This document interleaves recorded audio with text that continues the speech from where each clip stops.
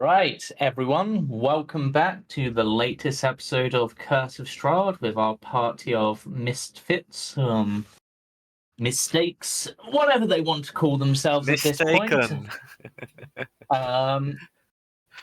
In the last episode, the party, after resolving the issue around the amulet, at least on Greed's side, for the time being, they went off to deal with the burial at the church in order to get Irina to go with them and help Ismark.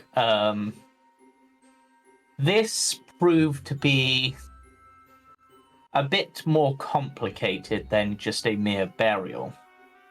Whilst speaking to the priest, they heard strange sounds coming from below. And whilst the funeral procession and such was going on, Palmar and Greed stayed behind to investigate. Sigma later joined them after managing to sneak away. And What? Didn't he go to the loo? Exactly. Snuck away to go to the loo and found a Palmar and Greed. I could see them being in the loo. Who knows? But whilst they were investigating, the rest of the party managed to somehow keep the priest distracted. He has apparently not been sleeping very well, and for good reason, as our three intrepid explorers found out as they descended into the basement and found Doru, the vampire spawn, the son of the priest Donovich, and the source of his lack of sleep.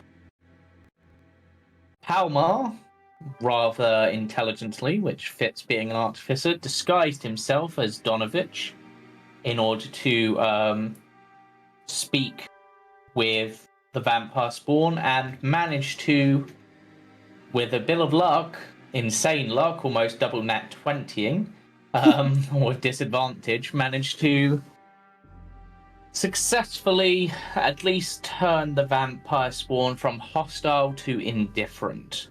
They could have potentially gone further, but unfortunately Sigma didn't do quite as well with their side of the persuasion. But they left, resealed the thing, and spoke with Father Donovich about some information, found out a bit more about Bresk, one of the other towns, found out that Valarki is another place. Found out a bit more about Valarki, should I say. And later, after speaking with Irina about this, you found out that how Doru became a vampire spawn to some extent. He followed a mad wizard to Strahd's castle along with many other youths to try to bring down Strahd, but even a wizard as powerful as that was unable to do so, and what hope there was, if any, was lost. And now many have fallen into despair, and others, as Octavian and Misha found out, have fallen into pie crust.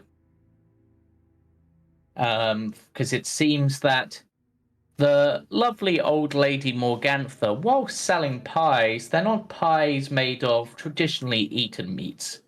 They are pies made of children. Oh, I want to say, that depends strongly on the region. True. Not traditionally eaten in Barovia, should I say. At least that you're aware of. But yes, they met the small child who was being sold to be a pie.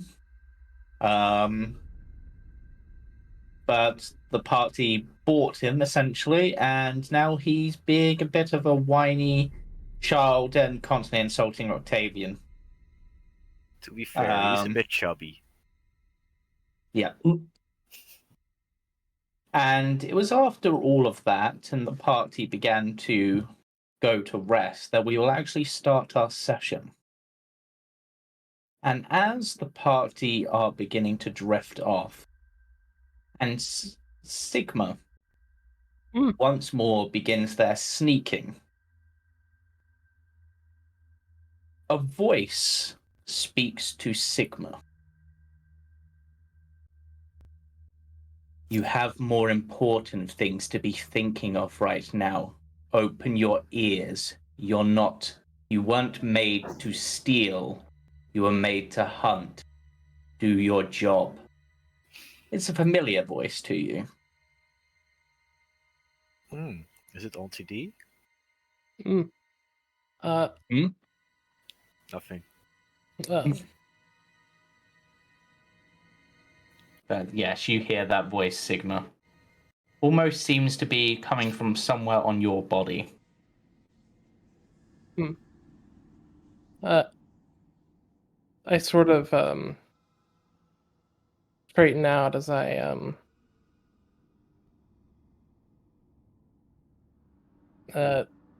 look around, listening to the air, like the crackles of the fire, looking for anything that is off. Right. You can roll me a perception check.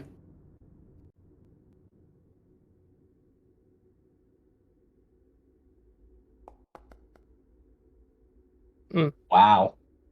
Too spooky.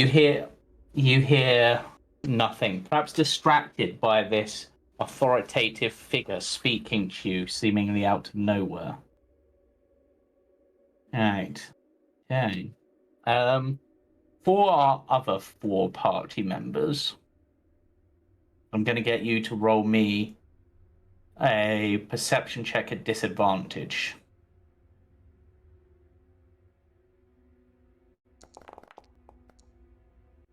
Oh. Yeah. It's like, just need Palmar's, I think. Oh, I accidentally rolled it with advantage, but it's actually a 19. Either way, yeah, it's still... Yeah. It's still 20. Still, Oh, sorry, yeah, 20.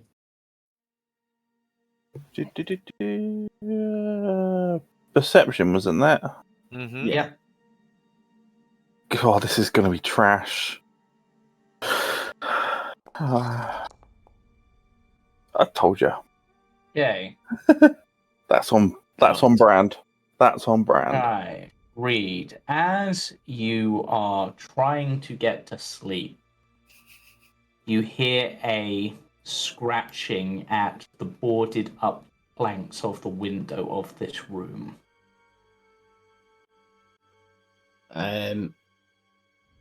I'll just kind of like open one eye and look over towards it.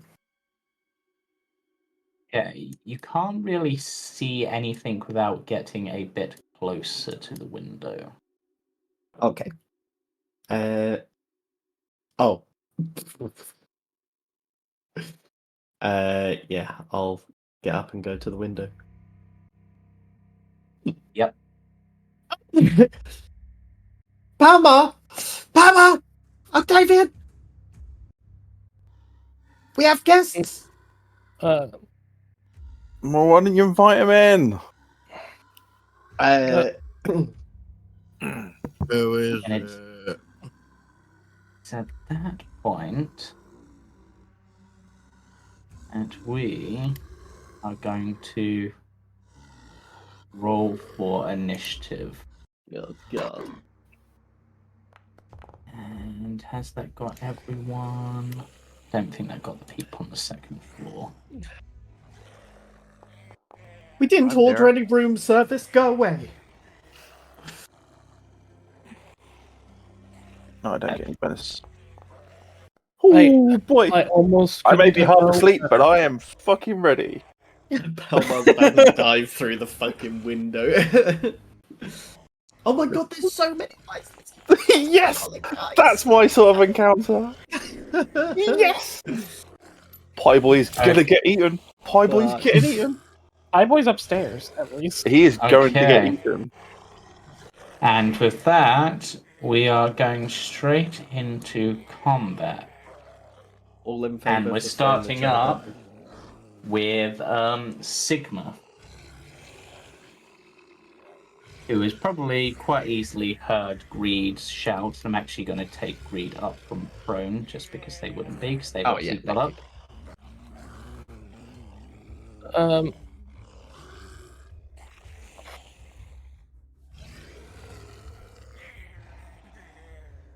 So all the walls and things are boarded up, correct? Mm-hmm. The only railway in is through the front door. Well, So nice. You break your way in or out. how wide is this chimney? You could probably get up here, but it's going to be a bit of a squeeze. And it is currently lit.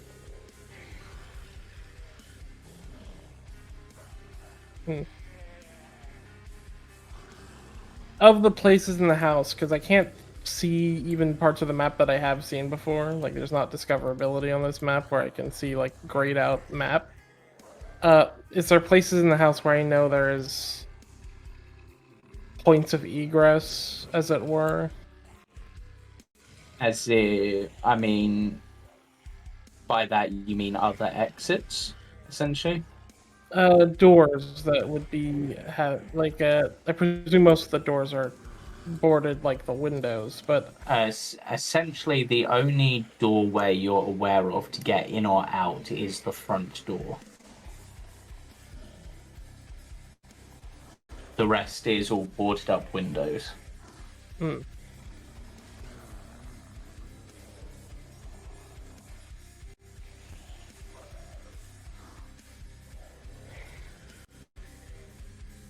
I will use the water in this pot, like as my object interaction. I will use it to extinguish the flame on this fireplace, and I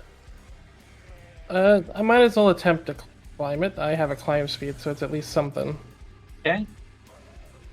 Alright, give me an acrobatic check. Sure. Okay, that is enough. You can start moving up the chimney. Is it 30 feet to get up? Or Yeah. 25? Okay. Let me just check. So to get all the way to the roof, it's basically going to be a full, basically 30 foot to get to the roof. Okay. Yep. So No. I will, you've Use moved. my whole movement and So you dash to get to the move- roof. Okay, so I will put you on the roof level. I think that should do it. Yeah. Essentially, I think that should work, right?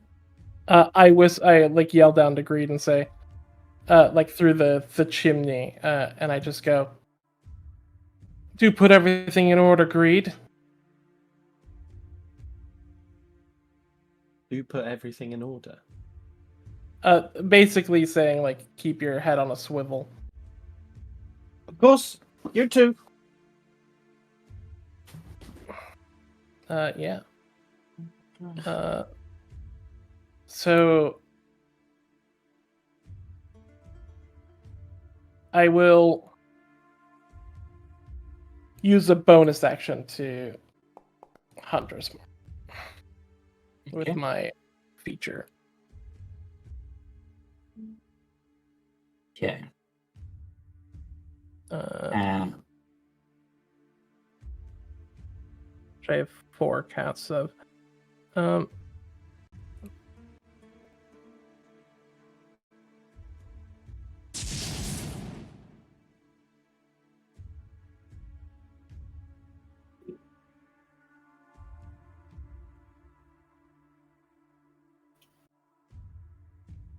Also, I can see 2 of me. You? Hmm.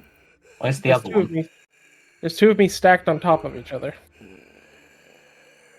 I'm not seeing that.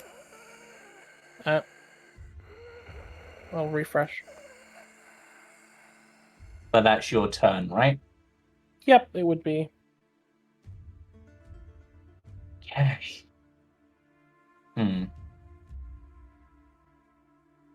Huh. You went to the roof. Okay. Did you not expect that? No. As something comes skittering around on the roof. Mm.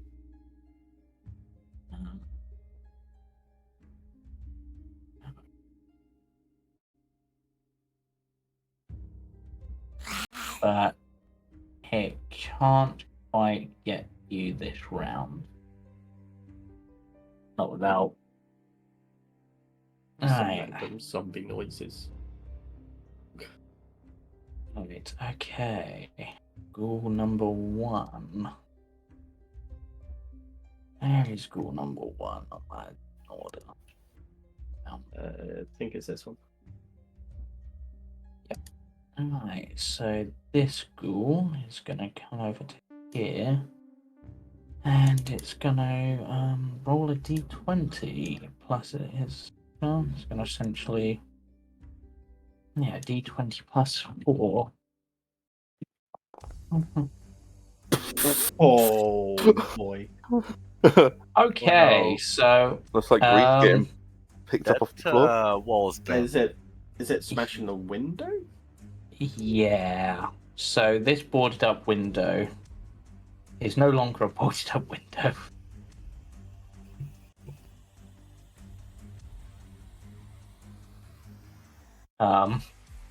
Okay. Fortunately, perhaps, It's only a window.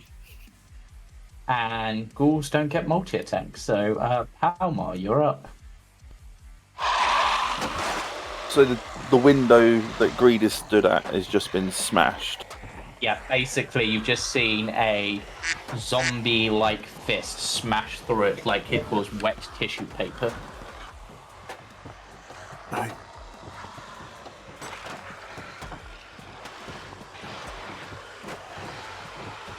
And I'm laying down.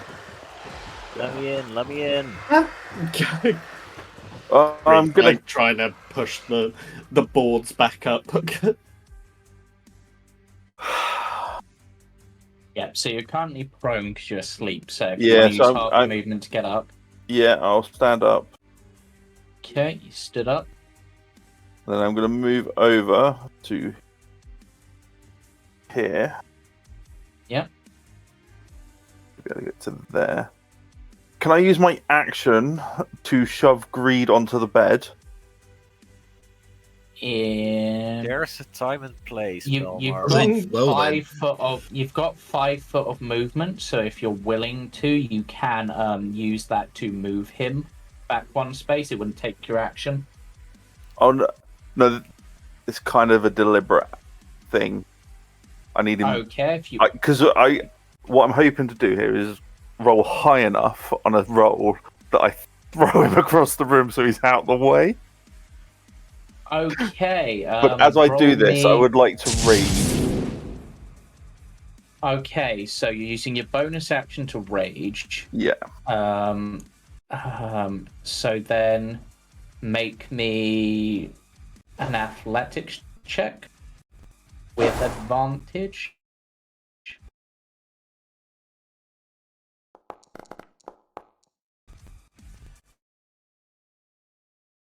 Oh god. That's such a bad roll. But okay, well you weigh next to like nothing, right?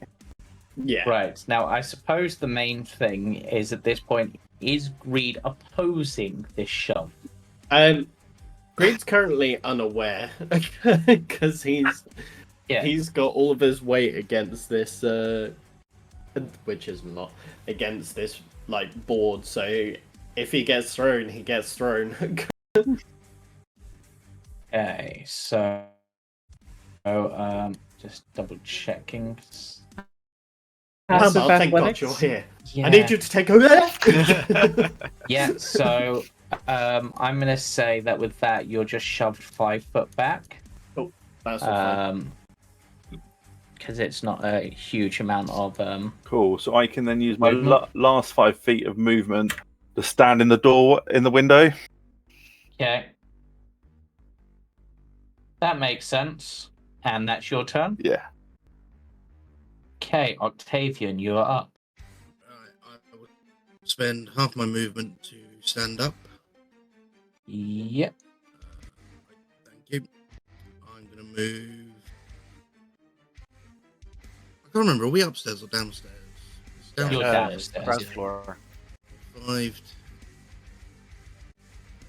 15 to here. You slept in the room with Greed and Palmar. Yeah, I can't see out that way, so I'm going to have to do it here. I'm going to shout to Greed and Palmar, watch your eyes. And I'm going to cast Moonbeam directly on top of the one right in front of the window. Nice. Target. Good. Greed sat there going, "Oh, look at all these people looking after me." All of this For me? They care about me? Question mark. Yeah. Oh no, I know they care about me. At the start of that one's turn, those 2 turns, they take the damage from that. Okay. Damage is Moonbeam. Radiant. Oh boy. Oh, yeah. 2d10 radiant damage. Damn, Yeah. boy. It's a good use of the second level.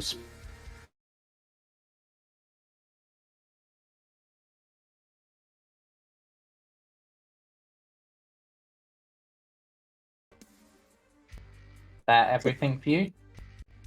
Yeah, that's everything. Okay. Zombie all the way over here. Solution soon to be pie.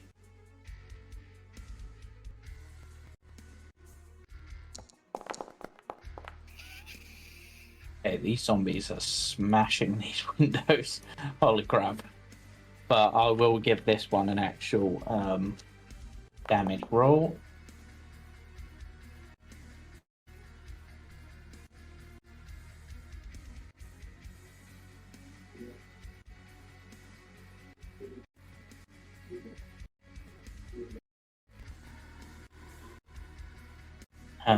Okay, so that's enough, I'm gonna say, because these are boarded up windows. They are not going to be.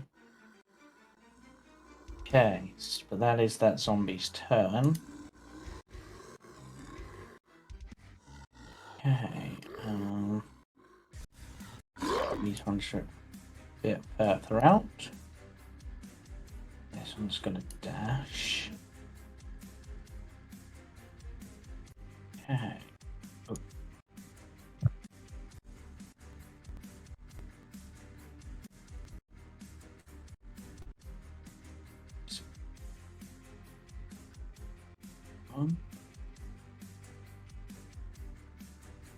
Greed, you're up.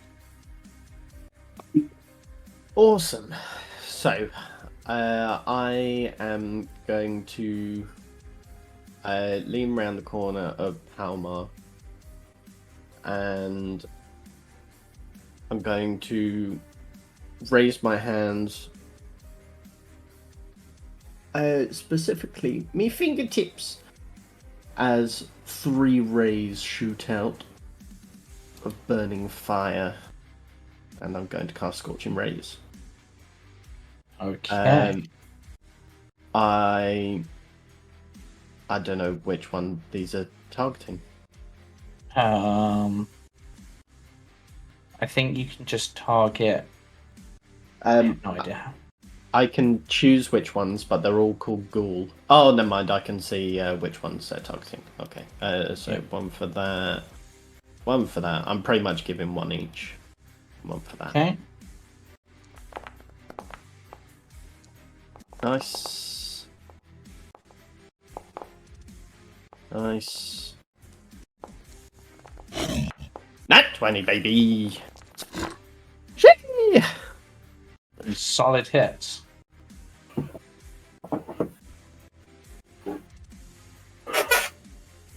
And then I'm gonna back up and say, Palmar, hold fast.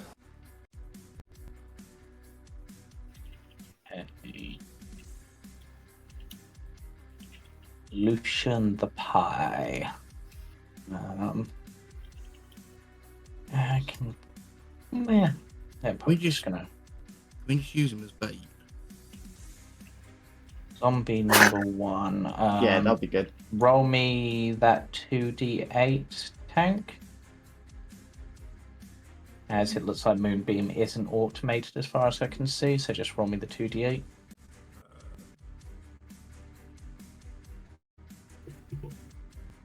I'll just say it that way because I couldn't. Yeah. Or no, wait, is it 2d10? Sorry, isn't it? Oh yes, it's 2d10. Sorry. Yeah, sorry, it's because you said 2d8. So Yeah. roll me. Oh, that's my bad. God damn it! I'll let you have the 10.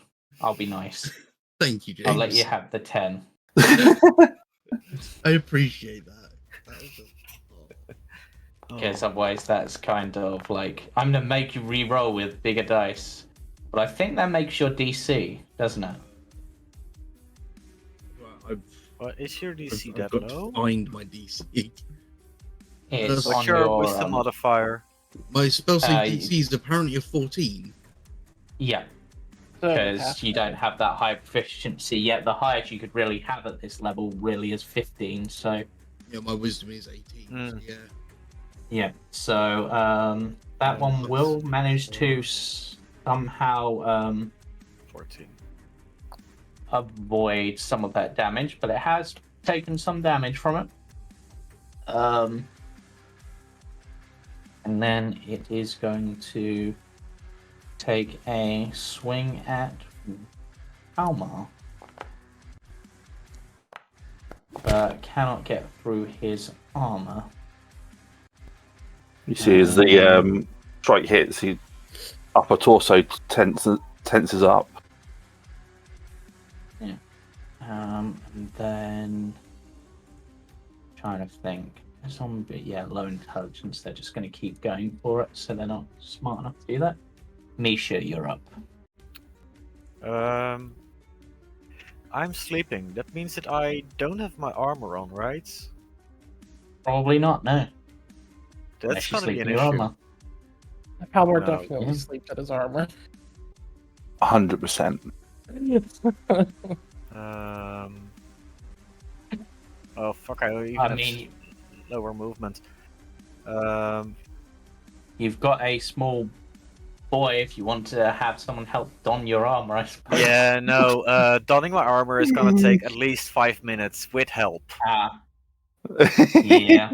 You might have to go without. That's 50 rounds. Nope. Nope. Okay. Lucian, stay here. I'm gonna see what's happening. Don't worry. You're safe in this room. Sorry, what? He just says num num pie. Okay.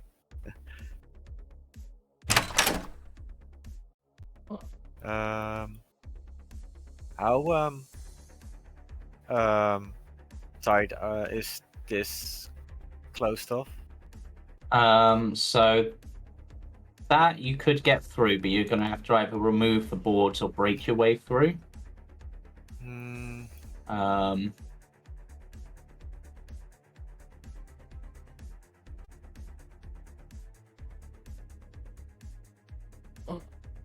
Stuff is going from downstairs. I'd better not get rid of the boards here. For this round, I will try to.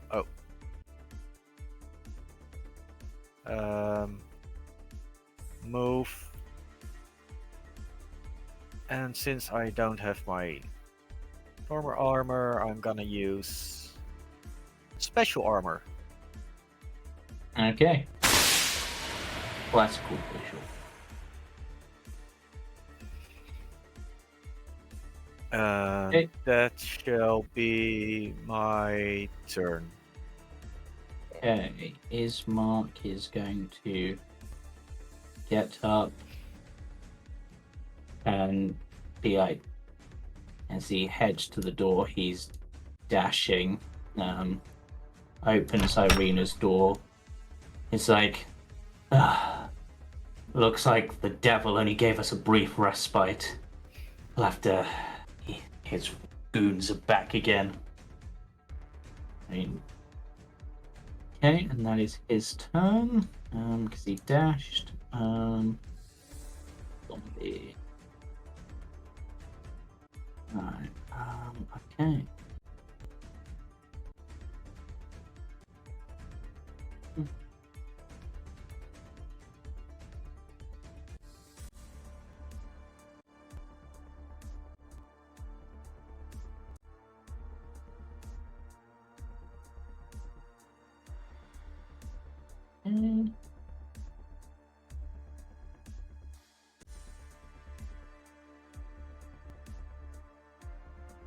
Okay, this is the other zombie that is in the light, so it was 10 damage. Let's see how this one does with the con save. Okay, these zombies are apparently like screw your moonlight. Yeah. They're still taking damage from it, which is good, but Not as much as I want them to.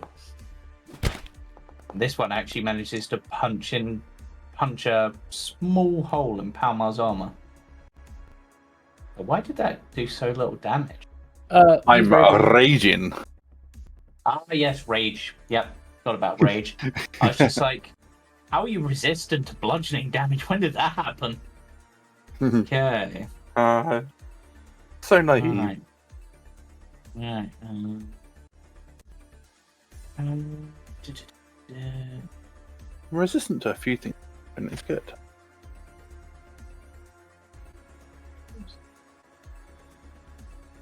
So...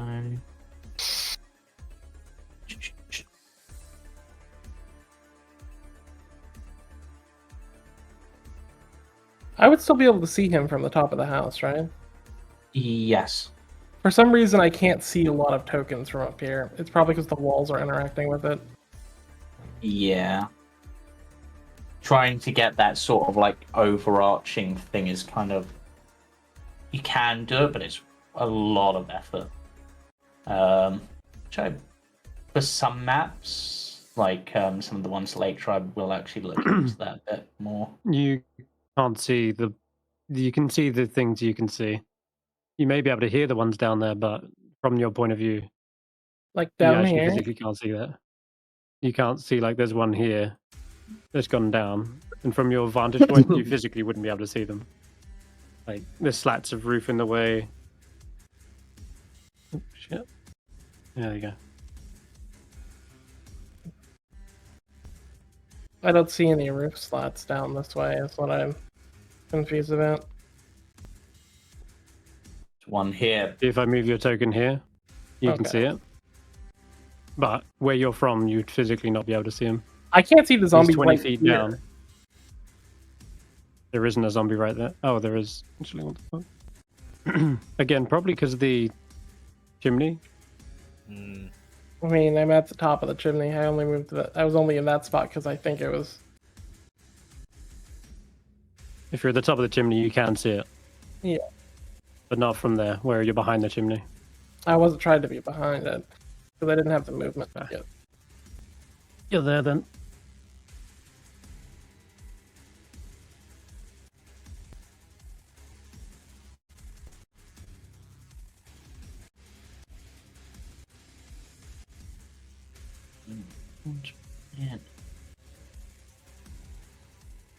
Alright, with that, we are back at the top of the turn order with Sigma. Mm-hmm.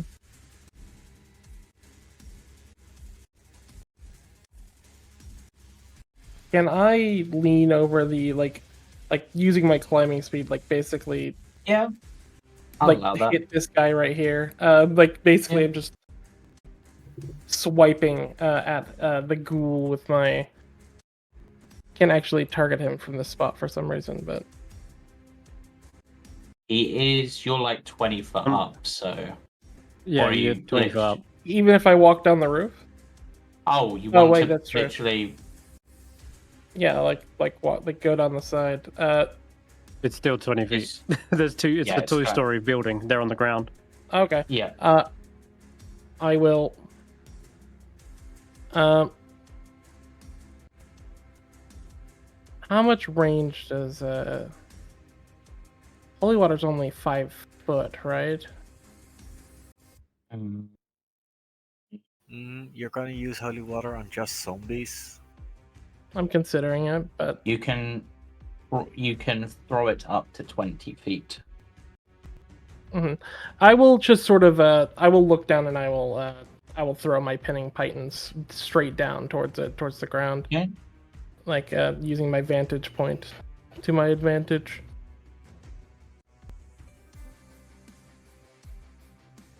Oh. Yeah.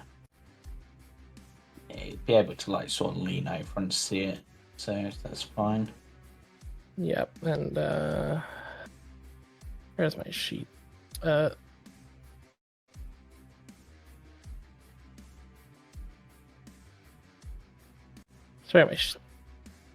I normally have all this up properly.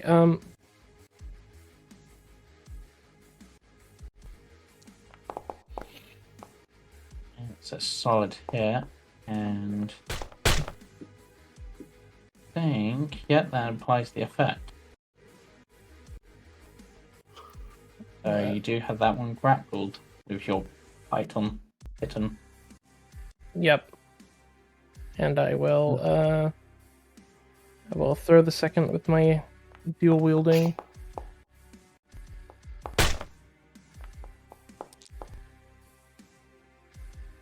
Oh, very solid hit. Almost brought that one down. Actually, if it's okay, I completely forgot I should have applied this first because of the game. Because I have Hunter's Mark and stuff. I also would have marked it with my Slayer's Prey. Okay. What Which does would that have just do? been extra D4 for each of those.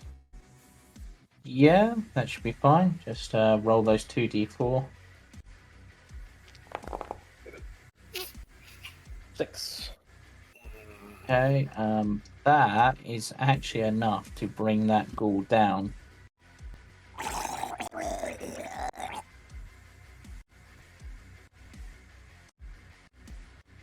And at that, with my last bit of movement, I'm actually going to use it to hang, like flush with the wall under the overhang, because I heard Okay.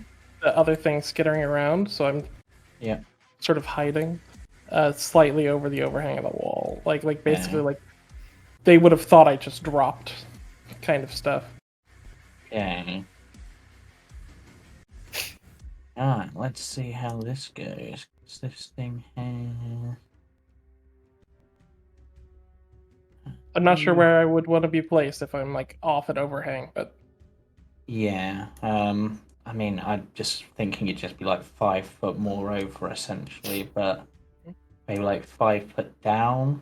But kind of hard to play that properly. Let's see if it can. You would think with.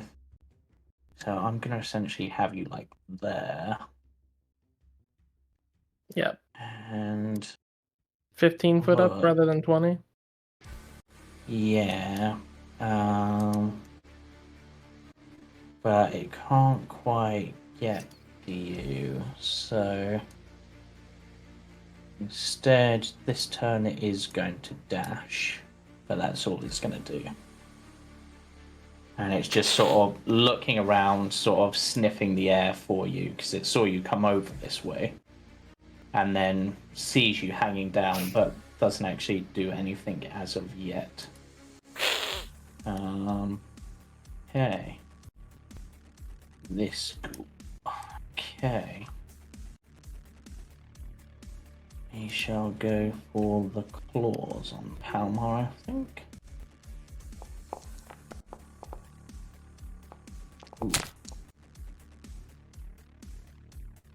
Okay, and that should hopefully be prompting you for a con save, Palmar. Or if it's not, just give me a con save.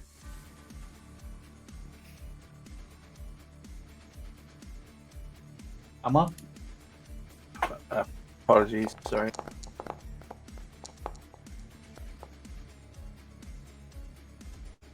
Okay, you passed the saving throw, which is fine.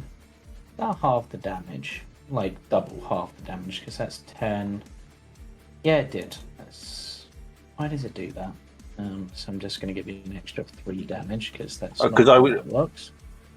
Well, I take what type of damage? If it's slashing, I take half of whatever. Yeah, but it would. But the con save, basically, what it's done is it's treated it like half the damage if you make the con save, whereas that's not how it's meant to work. So the damage was 10, halved. Yeah, damage was 10, halved to 5, but it also halved it again. So you're only taking 2 damage. But yeah, so as this ghoul clawed into you, you felt your body beginning to seize up, almost like your blood was congealing, but you're able to shake it off. And now, in your angry state, it is your turn. Okay. Angry at that hit. I'm going to think back to sort of unfair fights that I've been put into bare knuckle fighting, and recall having used the surrounding environment in my favor, and I'm just going to reach forward, grab this ghoul's head, and just start with one angry shove, try and smash it into the window frame. Okay, give me just do an attack, I guess we'll do. Yeah. Yeah. So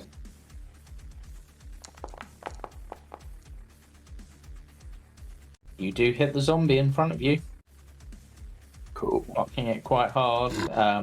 You grab hold of it, slam its head against the wall, but it's still standing. Fine.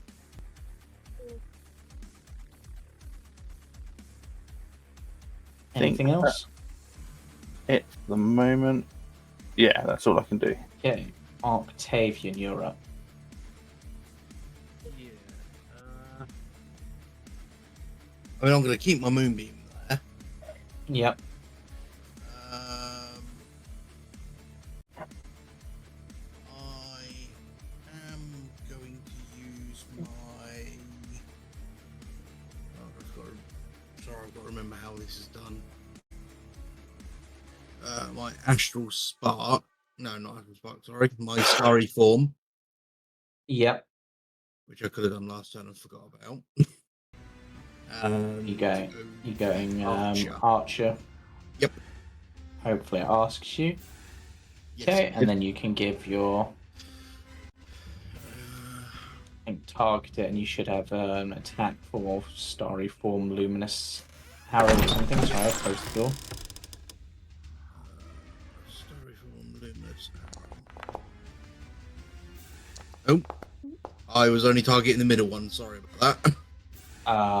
Okay. Of course, moonbeam's targeting all of targeted. Yeah. So let's undo the damage to Palmar, undo the damage to the ghoul. You can untarget things by pressing. Yeah, I've just done that. I forgot that they were. Yeah. And then you hit the zombie in the middle. Shift Alt C. Sorry. Actually, it looks like you hit the zombie at the top. Fair enough. Yeah, I'll hit the one at the top. I'll just say, yeah, I'll say you hit that one. You hit that one, and you actually, because that's radiant damage, right? Yes. Yes, it is. Yeah, you actually bring that zombie down. So the holy light purifies its flesh. And then just because I can, I'll move it 5 feet down. So it targets the zombie as well. Okay. Whatever's down Yeah. or here. Yeah, I can do that. There you go. Need a second thing. There you go. Okay. Will be my turn. Just check. Yeah, that actually works. Cool. Okay. Right. Zombie over here.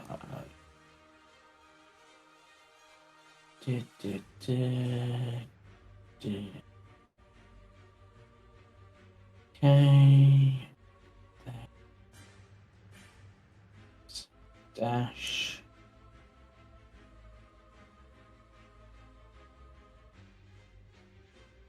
Door. She gets to the front door. Sorry, that's like a send thing. Okay. I actually just check something quickly for that.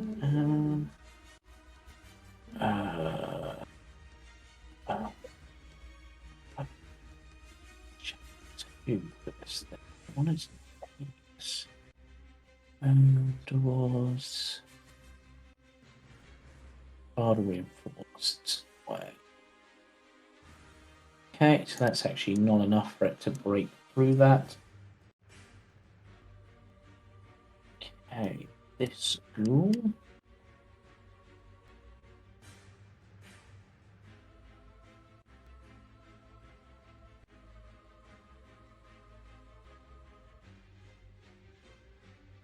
Reach, you're up. And you've now got a very shiny hippo. You've got some moonlight eradicating some ghouls, and there's another ghoul incoming. Nice. So Palmar seems to have it in the front. So I'm going to turn around and finger guns. Octavian, duck! And Work. Eldritch Blast. Duck, duck, goose. Oh, God. That's a miss. Quack.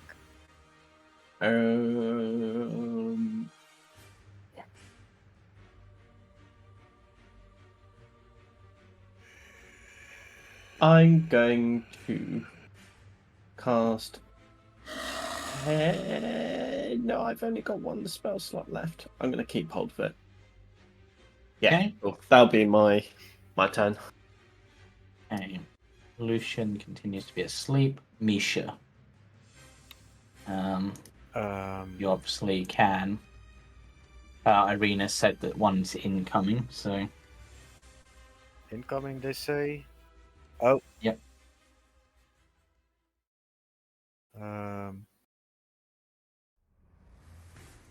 I have an issue. What? I wish to go around the corner, but I am exhausted. I have 25 feet of movement. So That's a problem. That's a problem. Yep. So you're gonna just have to go to there, I guess. Does this mean the zombie has cover now? Yes, it's probably got, I'd say, half cover. Wait, I got something else. This is not what I intended to do. Yeah, I think that's been updated because I think Word of Radiance is meant to just be around you.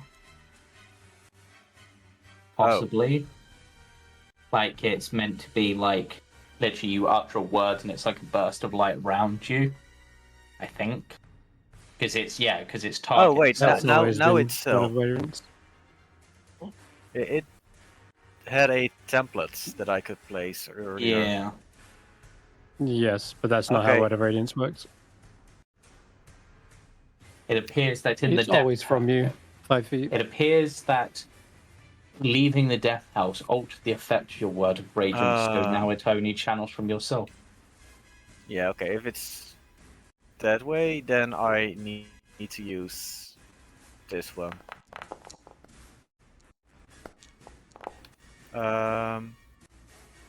Is Irina considered an enemy?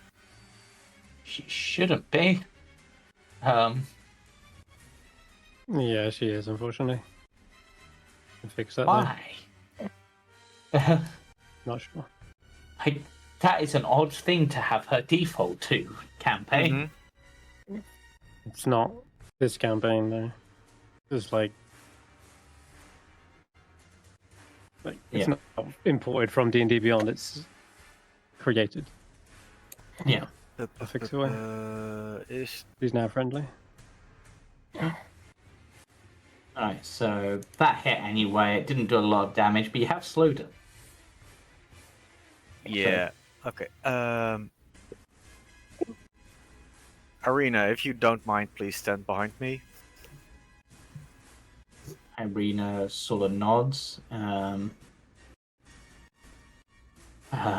we'll do so on their turn, I guess. And that will be my turn. Ismark is up. Yep, Ismark is up. And he has the movement to actually get to the zombie. And in this case, the half cup off. Doesn't have cup from him. And will swing his longsword.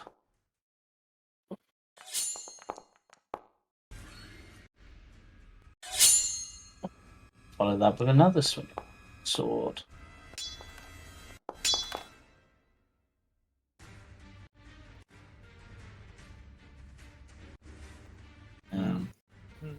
And that is him for this turn. The zombie now has a target. So it is gonna swing back. Are you sure? Phase mark easily blocks it.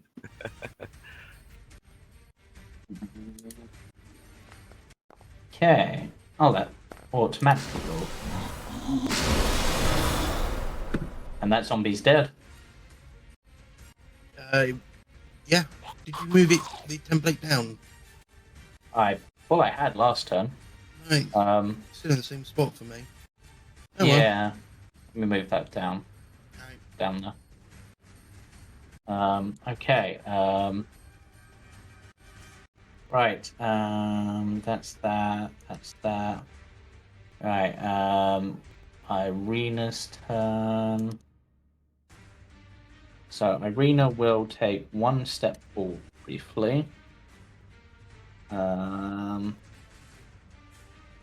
Excuse me, why is Irina right? Really? Actually, this one looks weak, so I am actually gonna have her go for this. Nope. And then, having missed, she's gonna take her advice and take a step back, readying herself to take a blow, but it never comes. The zombie doesn't strike out at her.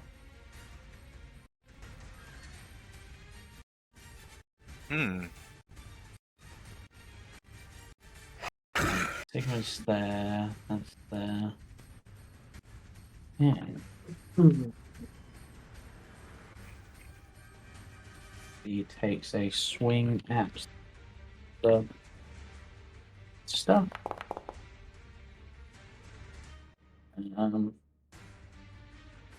Enough to do some damage, but not enough to break through. This zombie will, standing on the corpse of its brethren and beneath Sigma, unable to reach up to Sigma despite the height. But between the two of them, they are unable to break in. Which brings us round to Sigma. Yeah. You got two zombies below you and something above you. Is it like right on the spot, like above, or is it? Yeah, basically it's sort of leaning over, looking at you. It didn't have quite enough to be able to get an attack on you, but yeah. Yeah, I will. So this is a diagonal like surface, correct? Like, Yeah. would you consider? So it's right on me. Yeah, I'll pull myself up to the side of it. Okay. Yeah. I can't see where it is. Should be right here. I cannot see it even though I'm on the roof. Oh, what the hell is... I'm gonna have to refresh myself quickly because my vision just went weird on that. I think I may have tried to move your token as you moved your token, and that never worked out well for some reason. Okay, so yeah, you should be able to see it. It's literally on this square. You might need to refresh if you can't. I will refresh then real fast.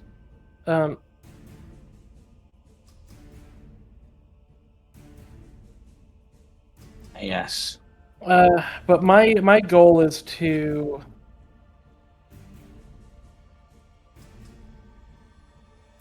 rather than strike it with it, my goal is to use my object interaction to pour the holy water over my weapon as I strike it.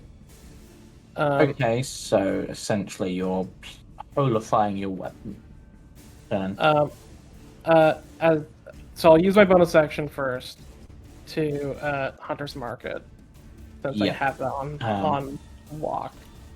Yes. So and then as you ready your weapon and begin to look at what this is, there is a familiarity to it. It is very similar, though perhaps in a more feral state than the creature you saw in the church basement. Okay. Long, pointed fangs, sharpened claws. Let me just actually check something. It's something that you sent, actually.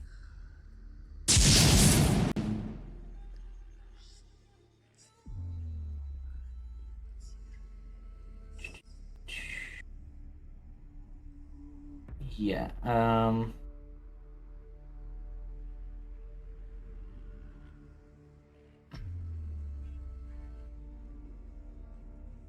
yes. There is, I would say, immediately almost a sort of shiver that goes down your spine looking at this, almost like an instinct as to how dangerous this is. Not from perhaps your current self's personal experience, but almost like voices inside an old man speaking to you, warning you that this is a danger. Okay. So rather than doing 2 attacks, what I'm gonna do is like pour the holy water over my weapon, and I'll do the one, if that would make sense as like an alternative to dual wielding. I'm basically pouring and attacking. I'm just actually thinking of that myself. Chris, what do you think that if you're listening? Normally it's if you attack with 1 attack, that's when you get the offhand attack. Yeah, it's when you hit with the other one. Like you have to go 1, 2. Okay. But yeah, so you'd have to use essentially your action this turn to. Well, then I will the instead. Then I will instead strike. I will instead. Basically, I will strike it on the head with the holy water, like break the bottle. And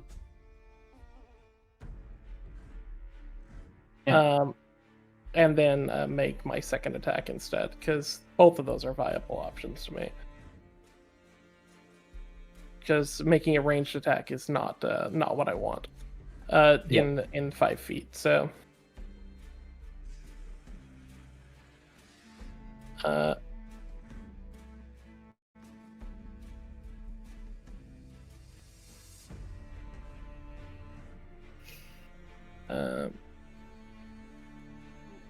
I will.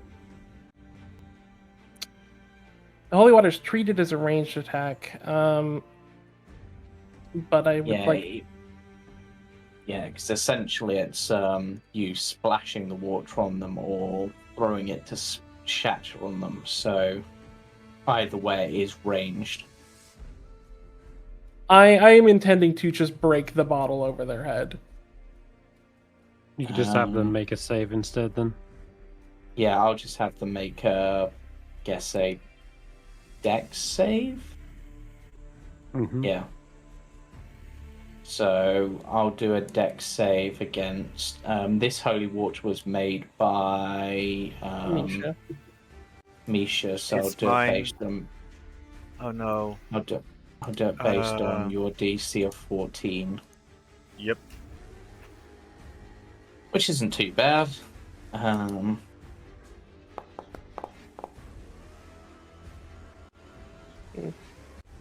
Yeah. So I'll say, looking at it, holy water.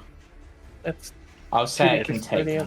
Yeah, do the 2d6, and I'll have it take half because it passed the save. 7, I was just intending to roll a melee attack with it rather than. Yeah. Yeah, but a Holy Flask is not a finesse weapon, is it? So you'd be rolling strength, which is even worse. So getting a dex save is actually better for you. That's fine.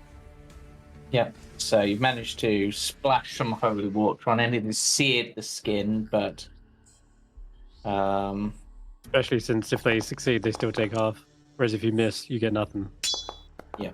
And then you swing the butcher's blade, getting a little bit of damage on it. Okay. And okay, interesting. Right. Okay, that your turn? Yep. Okay. This thing's turn. And it can finally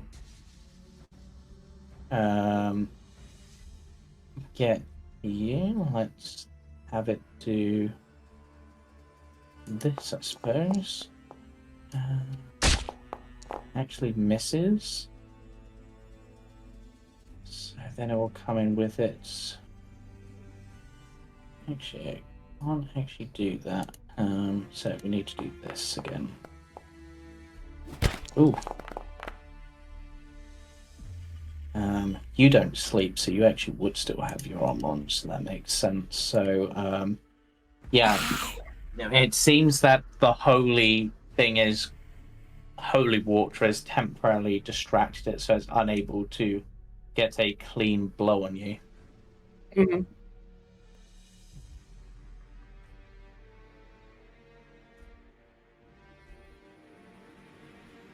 Yeah. So right. Ooh. Save. Fails the save. It's heavily wounded, but it's still not down.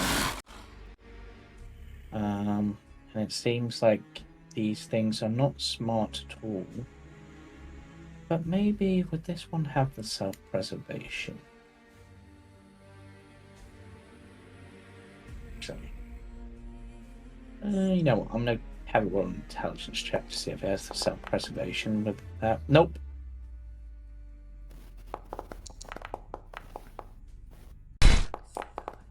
I'm unable to break through Palmar's armor.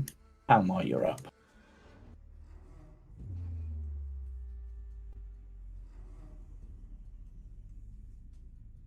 You muted, buddy.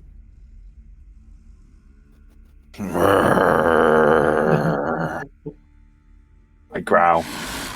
I'm assuming it was the one just below that attempted to hit me. As that strike goes, I grab hold of their arm and I'm just going to yank them into the wall. with as much violence as I can. Okay, roll me that attack roll.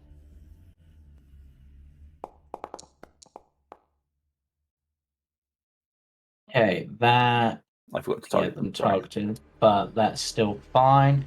That you actually pull them in and into the wall, and you literally cave in their skull and bring that one down. Very effective.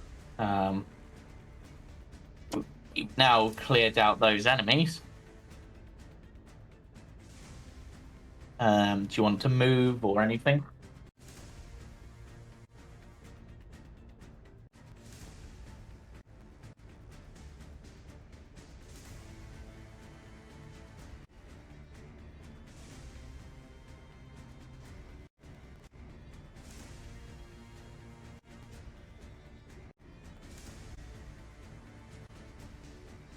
Okay, moving. Oh, yes. I'm just gonna charge like a bull in a china shop. Not even gonna pay attention to who's in the way, and just run to here. Okay. Right, and that's your turn, I think. So that brings us to Octavian.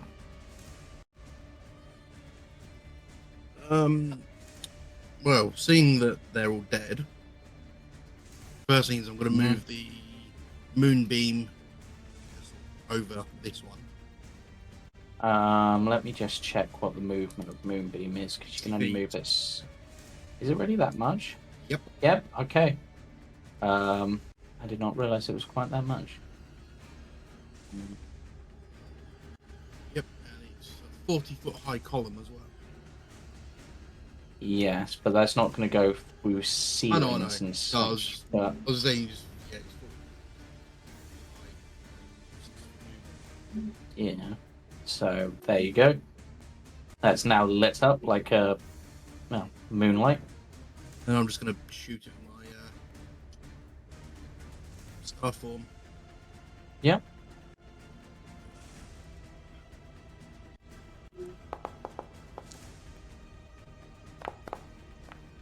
Solid hit. Then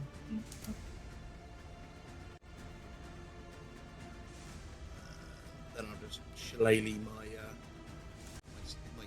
cane. I think you've used your bonus action, because it's an action to move the moonbeam. And bonus action for your luminous, yeah.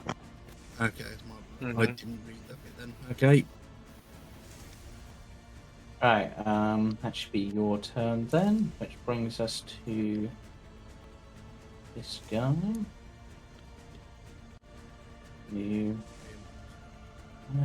Let's roll a d2. Decide who we go for. Okay, Palmar it is.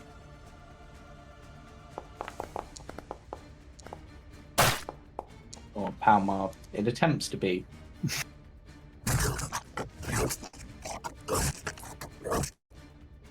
Okay, Mashing its hand into a pulp on the armor. Yep. Not the smartest of creatures. Okay.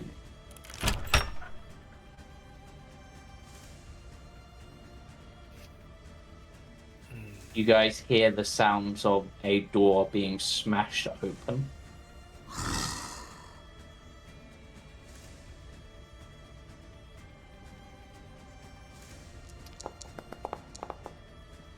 Takes its radiant damage.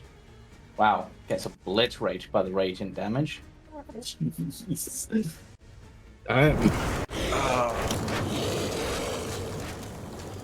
I have nightmares to a moonbeam situation. Yeah, It Reed, evaporated all my zombies. In a fucking bottleneck. I'm gonna target this one left. Pew pew.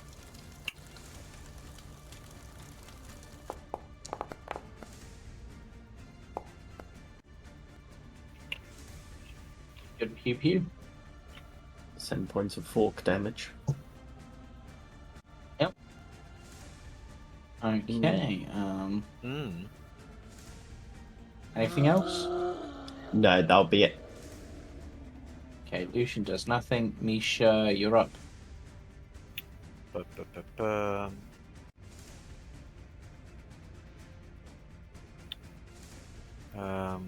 There. Let's move here.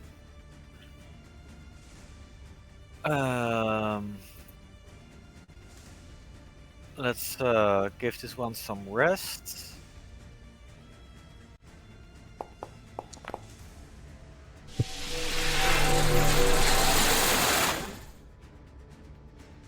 Did he not get a save? I think that's... For some reason, that's only targeting you.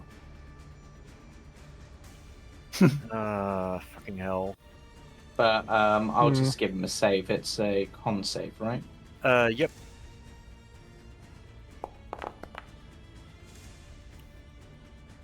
You didn't like change anything on the whatever radiance, did you? I didn't. Oh, it says target self, and that's where it goes wrong. No, it's not.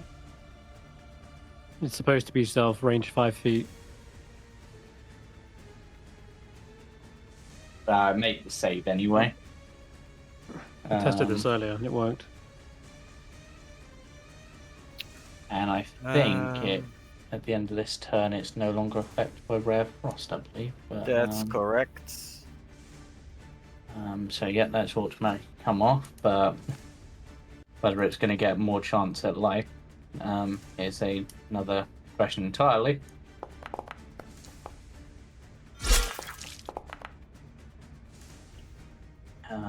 That did not apply Undead Fortitude, so let's roll the Undead Fortitude.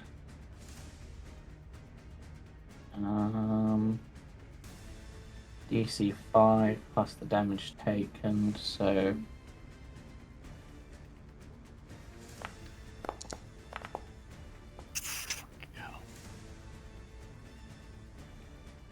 Wow, it literally just meets the DC. So would come back up. But unfortunately for it, his mark strikes twice. Oh, not great damage there though, is Mark? Not great damage, it's got to roll low. Oh, nope. Now it's out. It met the DC again. Again? Exactly. Yeah, exactly. Wow. So it is back up.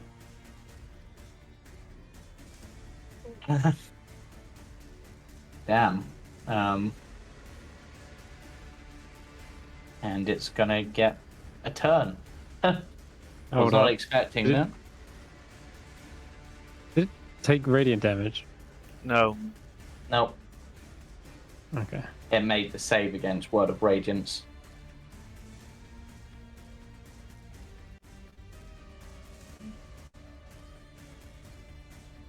So, let's see. Is it going to go for the one who's been attacking it or the one who tried Radiant?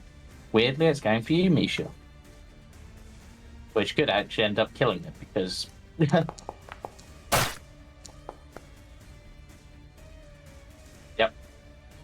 And, okay.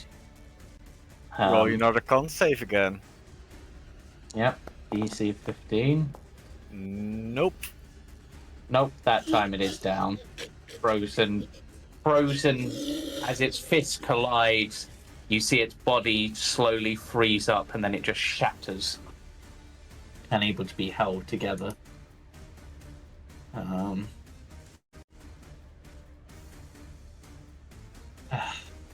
Irina will say, I'll guard the boy. You make sure the rest are dealt with if there's any left.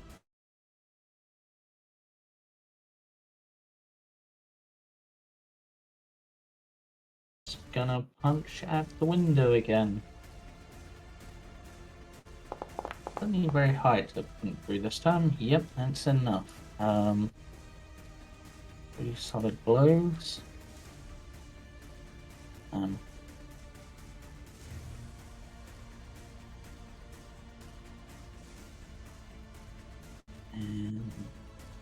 what was one? Yeah. And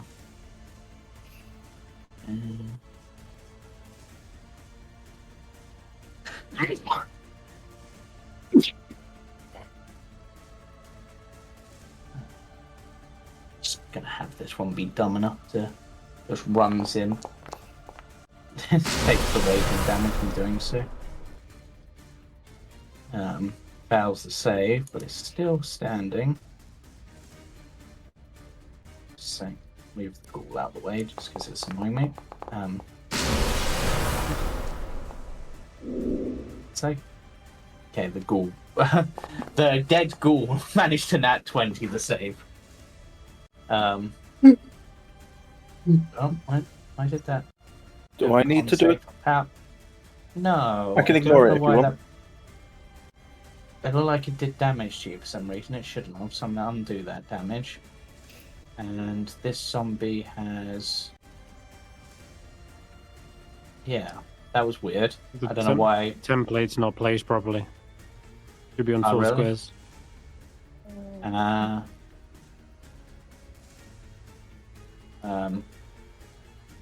Odd. Moonbeam is 4 squares. Yeah, I don't know why that's not 4 squares. You move it up. Shoot. Really?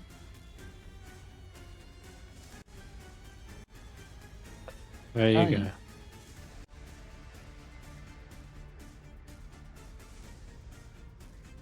By the way, this zombie, which foolishly ran into the light, and also this zombie that is now in the light, so I'm actually going to roll a con save for that one and just do it against the...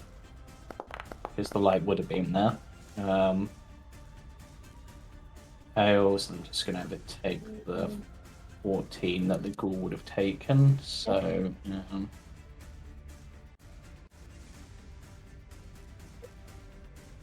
yeah, now this zombie is going to take its swing at Palmar. Actually misses. And we have Sigma up on the roof. I sort of leap up, like as we're back and forth. I growl at it as my eyes narrow, and I mark it with my Slayer's Prey, because for some reason this ability has no limits. It just says I can do it a lot. Which makes sense, I guess, for a Monster Slayer specific thing, but...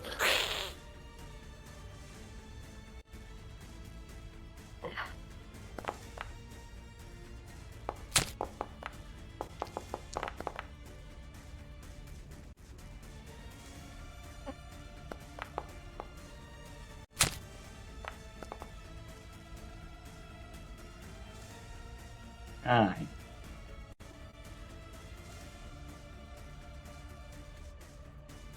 Alright. Alright, that you? Mm-hmm. Okay, you struck hard and struck fast, but as your second blow comes in and it blocks the blade. Okay. I was just trying to make sure it applied both of the different effects. It's good. It worked. So. Yeah, as it blocks the second blow, you see the wound from the first blow begin to heal.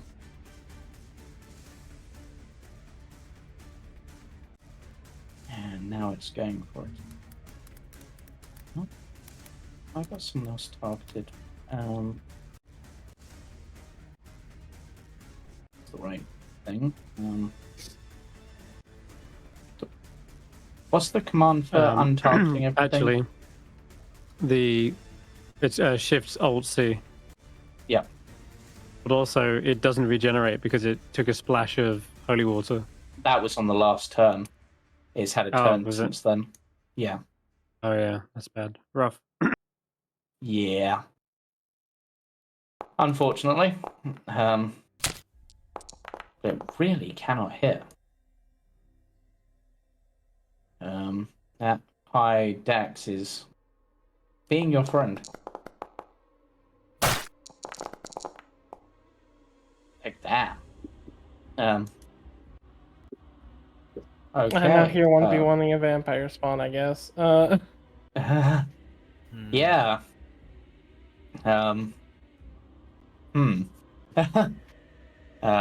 Palmar, you're up. You think you're some kind of monster? Is it just these two? Yeah. There's 3. 3. Yeah. Oh. Yeah, you're kind of surrounded by zombies to some extent.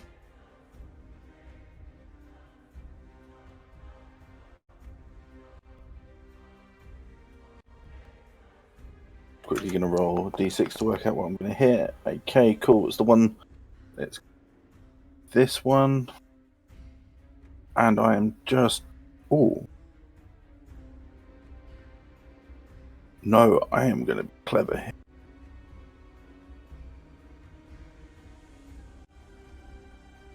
Sorry. Because I had an idea. I just hadn't.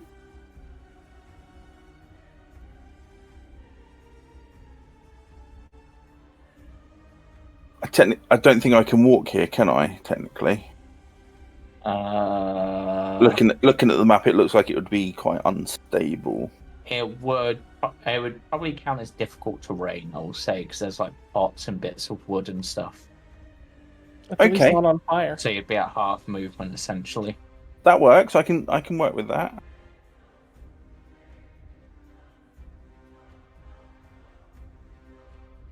Yeah. You would take 2 attacks of opportunity, though. Yeah. That's fine. I'm not worried about that. Okay, Do you want to go ahead and take them?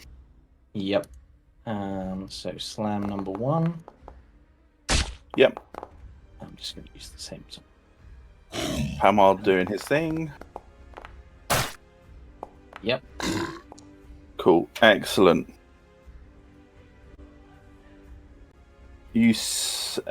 Those in the room see me start to heave as I unleash an absolute torrent of purple ichor. Yep. One of the zombies' head begins clutching at its head, twitching in agony. The other 2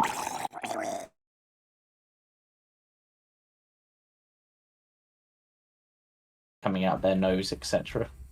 Yep. That's cool. Okay. That brings us to Octavian. I mean, I'll move my moonbeam 1 square closer to me. Why would you not? Mm-hmm. And then I'm just gonna go. How about no?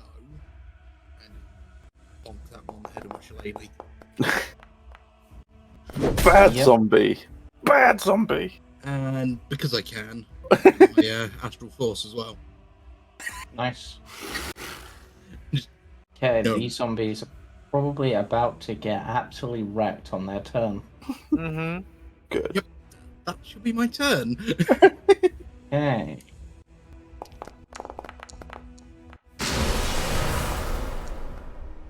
Yep.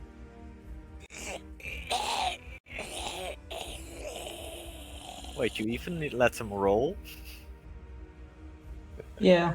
They might have enough HP to. Blast it. Hello, Misha. As a ghoul comes Yep. The ghoul comes charging up the stairs at you, swinging its claws. It does not. Apparently trips on the last step and stumbles a bit and misses you entirely. Reed. I literally just muted my mic instead of unmuting it. So we have these two in the moonbeam. Yep. At this point, it looks like literally Greed could just sit back and do nothing, and this is over. No, I like dice rolls. I'll just try and finish one of them off.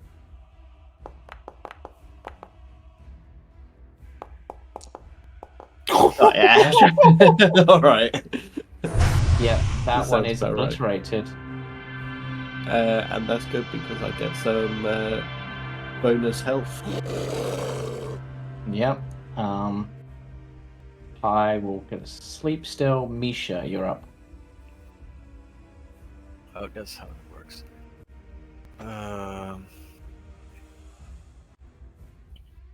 Let's do this the old-fashioned way.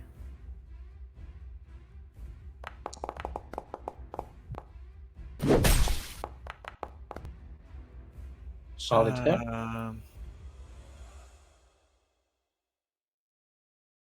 Yeah, let's do it with a bit of flavor. Oh.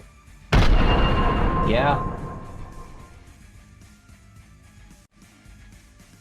Yeah. Down. Just a second. Roll me an extra d8. This one. It's only one more damage, but still. Because obviously it's an undead, so I'm guessing the feature isn't not picking that up for some reason, because you set up as a spell, I guess. Oh, yep. Oh, wait. Was Divine Smite a bonus action or a reaction? You can just do it if you hit. Yeah, it's just part of your my attack, essentially. Then I will use the ensnaring feature of my flail and kick him down backwards. Okay. Yeah. Okay, so does he get a save against that? I forget. That is contested either athletics or acrobatics. Okay, weirdly, these things are more acrobatic than they are athletic, but yep, nope. So how far down does he go? I shelve him like 5 feet. Okay. Okay, he is knocked back 5 feet.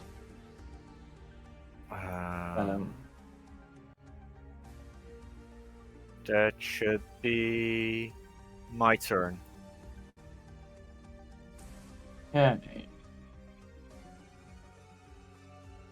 Ismark will move into position. Swing.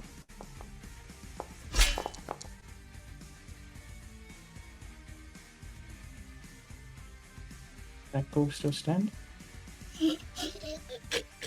Nope.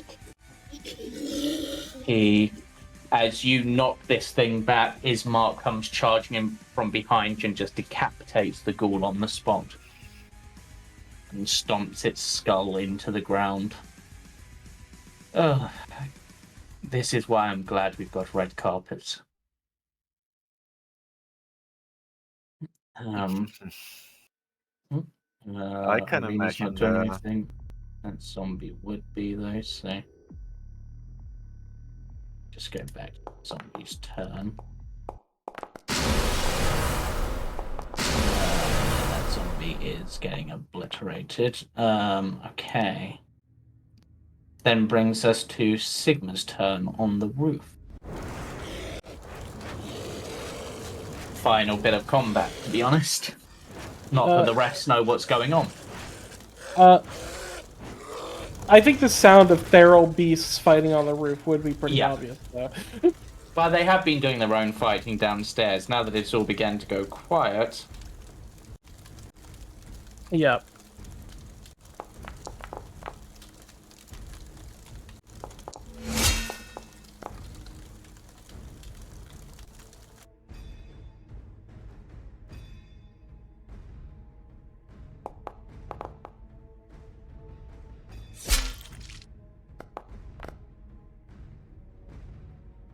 Okay.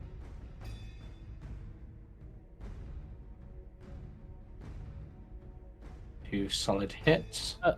As I sort of look at it, I smell the air and say, "It smells like most of your minions are dead."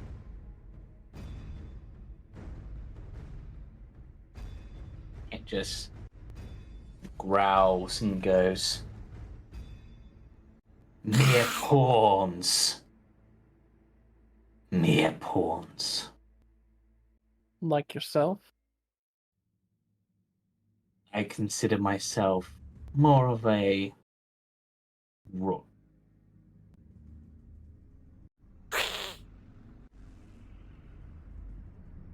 It did not do my Slayer's Prey damage for some reason. Yeah, First I know. time. Is that too? So just roll me an extra d4, I guess. It's 2d6. It adds an extra damage dice to the weapons. Is it? I think Slayer's Prey is only Is it on d4? It's the. not on the Slayer's first. It's not on the Slayer's first. Prey says as a bonus section the first time each turn Oh, you okay. hit with a weapon, and it does an extra 1d6 for that. So It didn't Yes. apply to the first one. yeah, so I'll just take the first of the d6s, which is the 2. Takes that. Then at the beginning of its turn, you see some of those wounds you just did heal. You are seemingly chipping away at this thing, but it's still able to keep going. And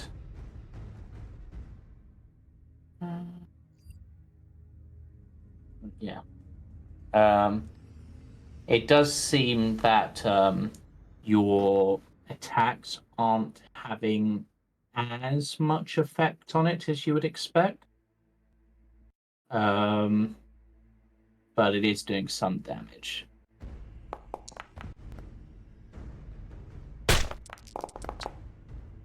Well, it's not hit. Good lord. Finally. Hey, you know what? It's actually not going to do damage to you. It's going to grapple you instead. Okay. Yep. Good. And that is its turn. Then I don't need to make a con save. Nope. Oh. You just forced the con save. I did not. would- Yeah, just reapply that. Okay. And don't use the spell slot or whatever. I think it just timed out essentially. No, that's because he did damage. Yeah. It automatically rolls a con save. But... Right. So, Palmar, you can hear fighting from above you, from probably echoing down the chimney stack. Okay. You would see, if this is one of the places that got broken, you would see the dead ghoul with pythons in it. Yeah. Yeah, and through this window, you can actually see dead creatures outside. Palmar's going to look up the chimney. Yeah, looking up the chimney, all you can see is dark and soot.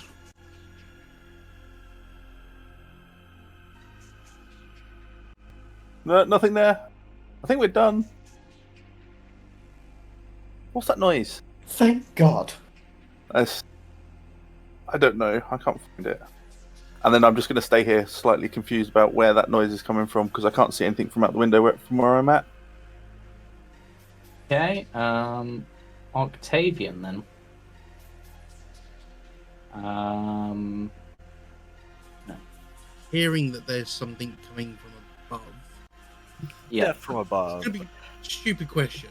If I run through my own movie, that's not going to hurt me. It's only when you start your turn. So make your way all the way through. Actually. Either way, you could still move around it.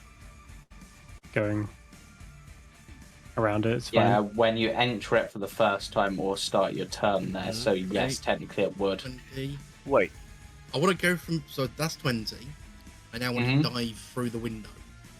Okay, that should be fine. How high does the moonbeam go? 40. 40.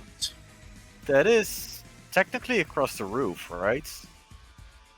Doesn't go through buildings, though. If you took it outside, it would. Yeah, so now would that you're go up. outside, If you could bring it to technically- the This is chimney. From here, can I see anything Um, on the roof? I'm 8 foot tall.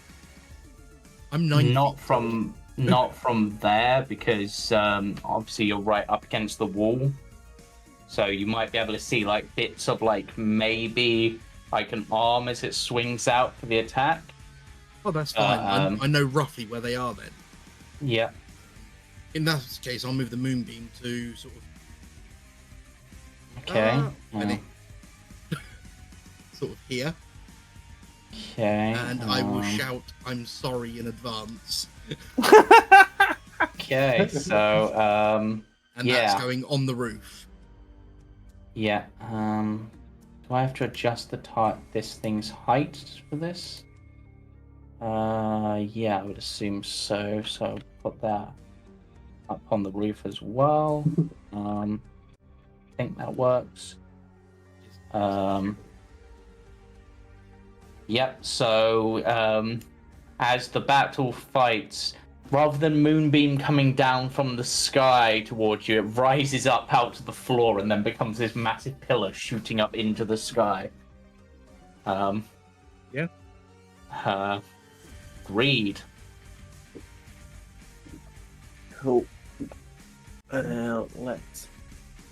Can I see the whole text of Moonbeam? I want to read it. Yeah. How do I can do that just a second. You feel free to look it up. I can look it up, yeah.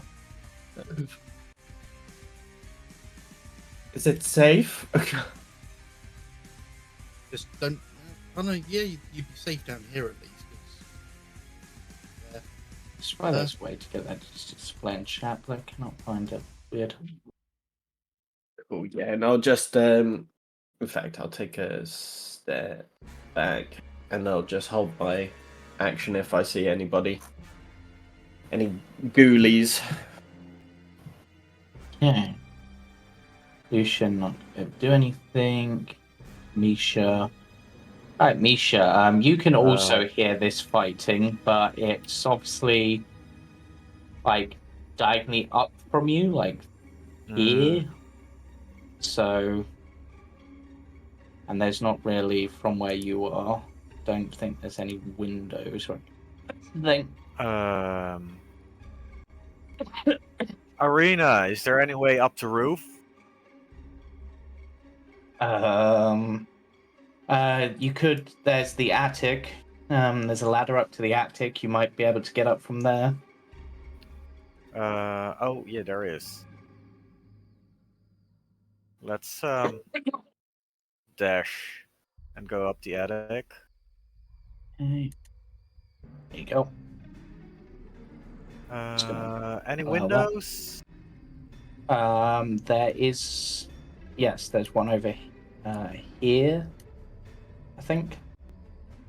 Yeah. That's probably that all the is movement my in this one. movement.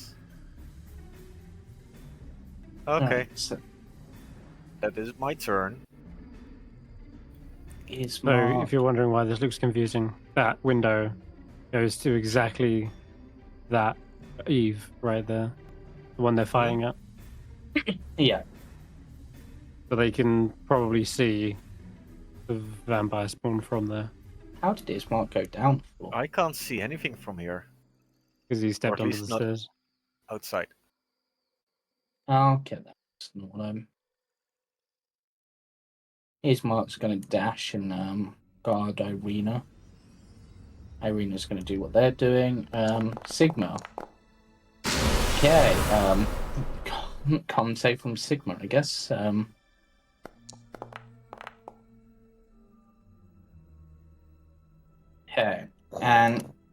For some reason, maybe roll 2. But that's fine. Yeah. As 2 for the concentration. Yeah, 1 was for your concentration, Hunter's Mark. Okay. As the moonbeam shines down upon you, you can almost feel almost like separation in your consciousness to some extent. Almost like your body is trying to change form, but starting with the mind first. And what once were perhaps, what's the word, like incoherent, almost like very like tiny voices at the back of your mind that almost had blurred together into inane chapters, so you couldn't really get any real word out of them. You now can hear a bit more, and hear like the voices being a bit more distinct. That old man that was mentioned earlier seems to be the most prominent of them, but there are also a few others.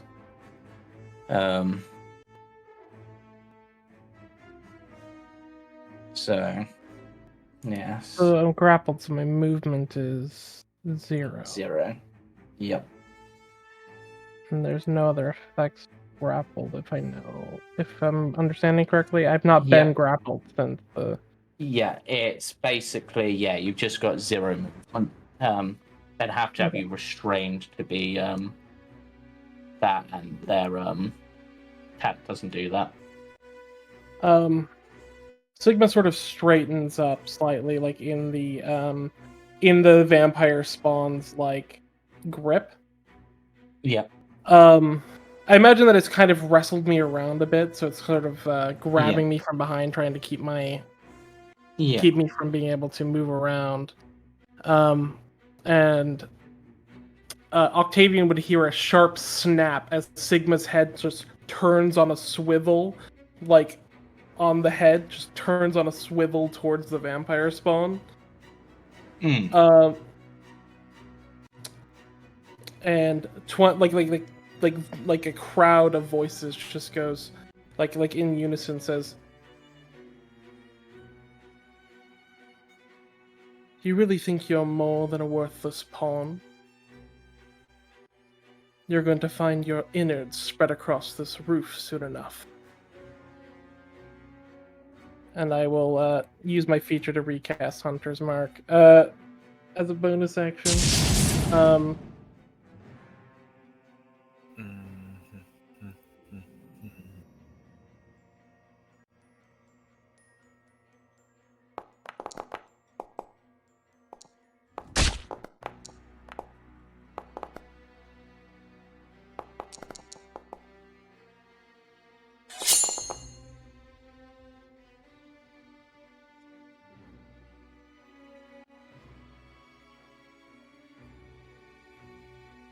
And that's fine. Okay. And then it's its turn. It will also take the radiant damage. And as the radiant damage moves through its body, it you see the wounds failing to heal this time. But whilst it's got you grappled, it's actually going to shift.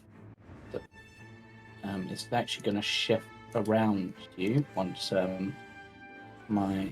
essentially keeping grip and keeping you in the radiant, because this thing is smart enough, unlike the other creatures, to avoid the scary light. And I trust Octavian's got me. Yep. And is going in for a bite.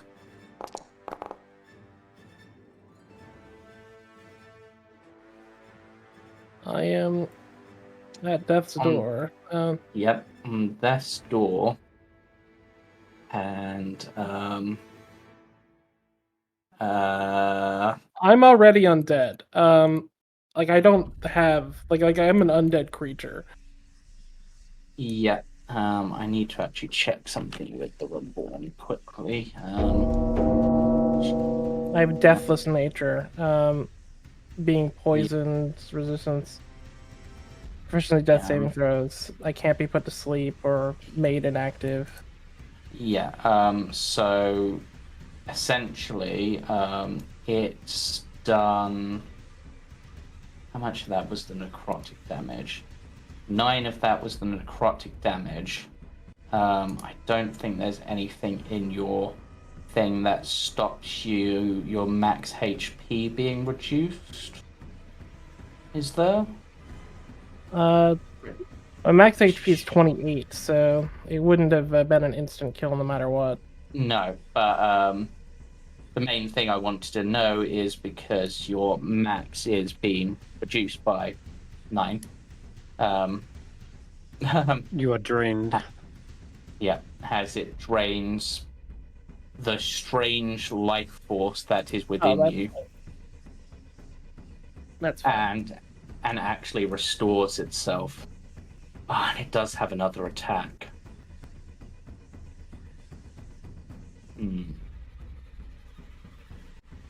No, you know what? Now that you're unconscious, it's actually going to just move you and drop you off of the edge. You would not take the radiant damage, but you are no longer grappled. And I'm going to need, because you would take damage from the fall, a Constitution save at advantage. Let's not. Oh no. I wouldn't would Octavian have a chance to take the catch as a reaction? Yeah, you know what? Okay, so you're falling. You're falling. I'm gonna give Octavian a reaction to attempt to do something. Like, I'm gonna give you basically your reaction. Because otherwise, this is a 20-foot drop. Sigma's gonna go splat. I've got no more movement. This is your reaction. You have something to do. Yeah, I'm just sort of looking like.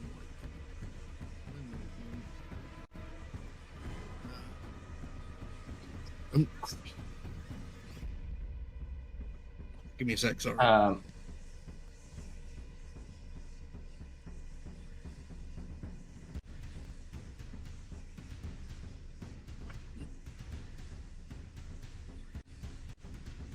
It doesn't have to be something on your sheet. No, literally just come up with any ideas. Like, it can just be a role play thing. It doesn't have to be a functionary thing on your sheet. Yeah. So just yeah, I'll just sort of see them falling and just try and sort of catch them before they hit the floor, I guess. Okay, give me, I'm going to say, an acrobatics or athletics check. DC is not going to be high. If I get advantage, things like that. Yep. Oh, excuse me.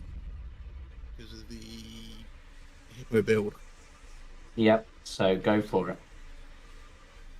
Yep, I will do a athletics advantage.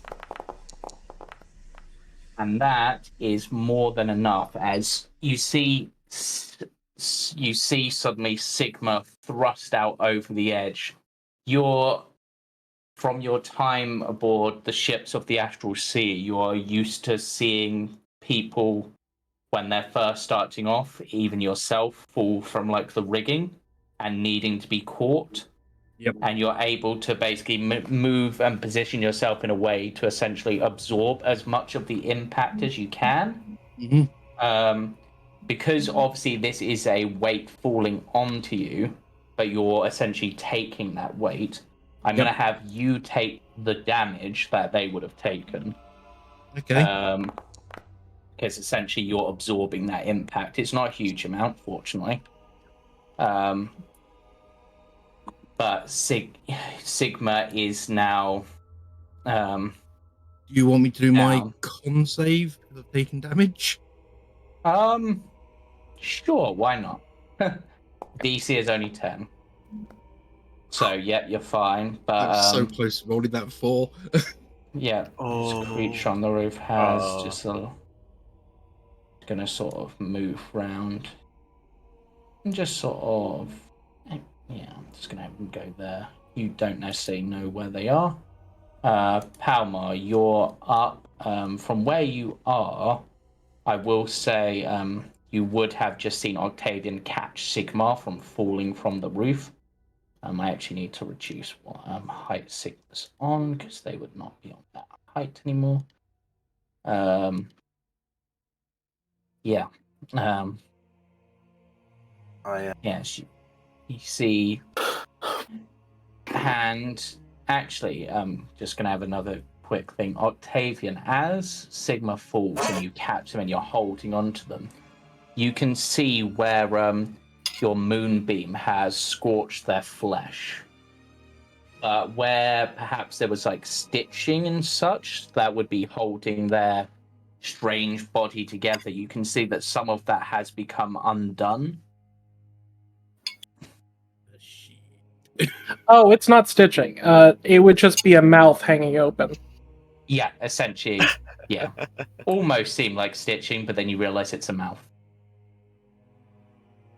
Yeah, I don't know how to fix that. But yeah, Palmar, you've obviously just seen Sigma fall from the sky, looking pretty heavily injured. And yeah. Really, the moonbeam through the... I'm going to ignore that for the moment. Yeah. Because it's 20 foot up, but it's 40 foot. I think that's still interesting. That doesn't take elevation into account as much as I would like. 25. 30. I'm just going to do that damage for it. Thank you. Use my bonus action to maintain my rage. Yep. I can't physically see anything above, so I'm just going to shout and make a lot of noise. So basically use my action to cause a distraction, what the intention is. Okay. However you deem that needed. Nope. So give me, I'm going to say, an intimidation check. Intimidation. Oh but boy, this... Actually, no. Give me... how do I want to phrase this? Give me... Honestly, either way it's going to be not great. You're not going to be... Do you want a performance this. or intimidation? Yeah, basically performance or intimidation, but I'm going to allow you to essentially use strength because I'm imagining you sort of stomping, etc., your feet, etc., to make this noise.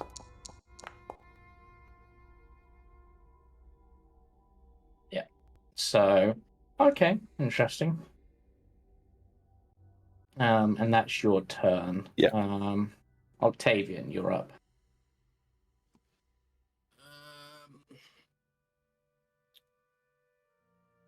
What can I do?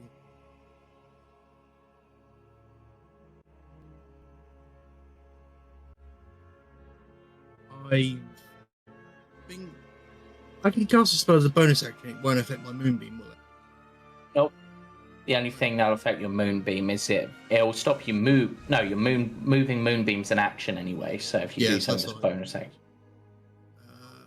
Yeah, I'm just gonna cast Healing Word on Sigma and just hope. Yeah. Something.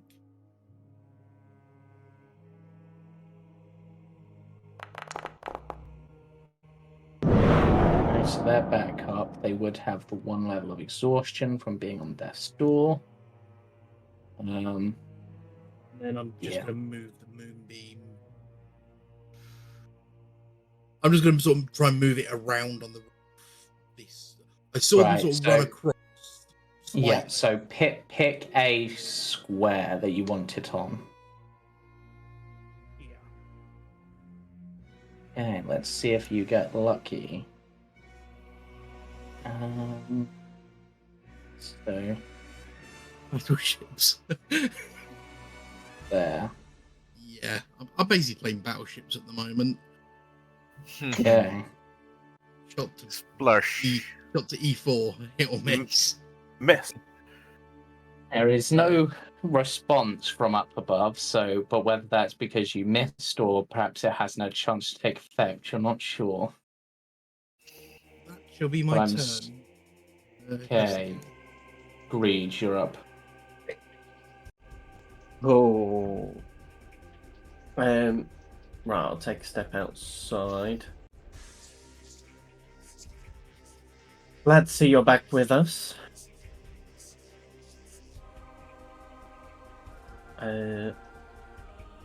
He'll say it's Sigma and will... Vampire, like Doru. I see. And I'm just going to keep an eye out around and... Yeah, I guess hold my action again. Okay, I won't do anything. Misha. Oh. Ah!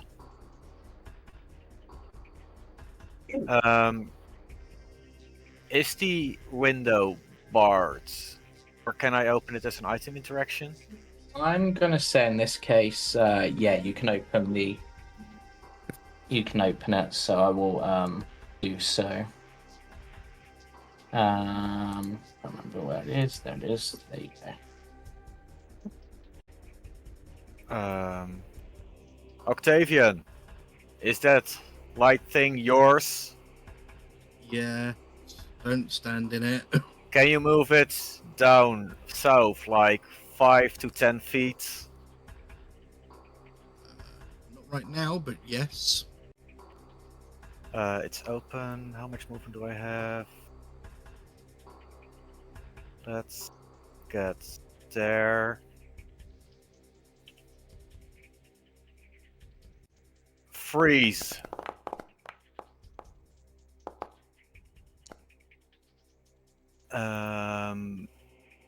And then... Oh, fuck. Is that an action? Yeah. Fuck. I messed up. I thought Nature's Wrath was an action. Bonus action. Ah.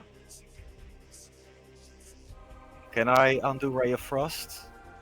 Sure, I'll allow it because these are some of the first times you're using these abilities, so later in the campaign I will not be as nice, but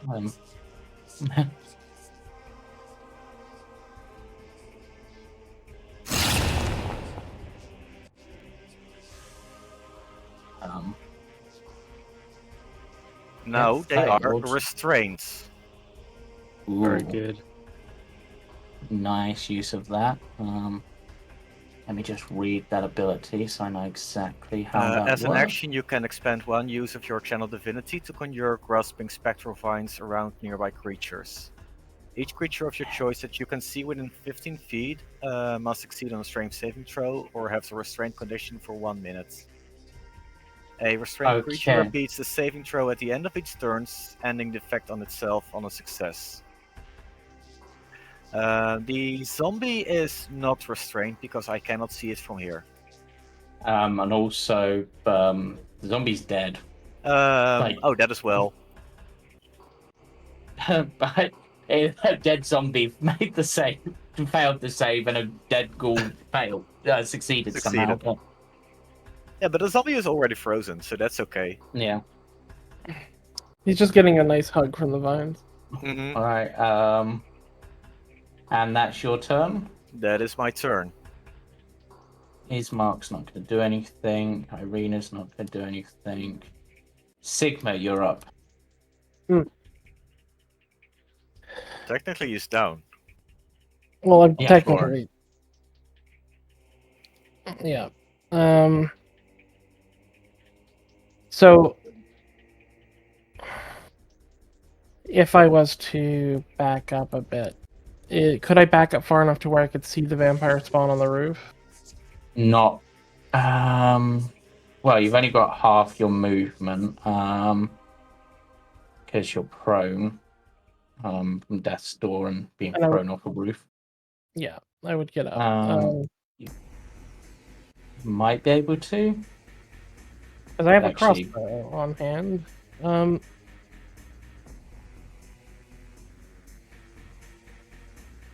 mean, it can't see you, so I'm assuming you can't see it.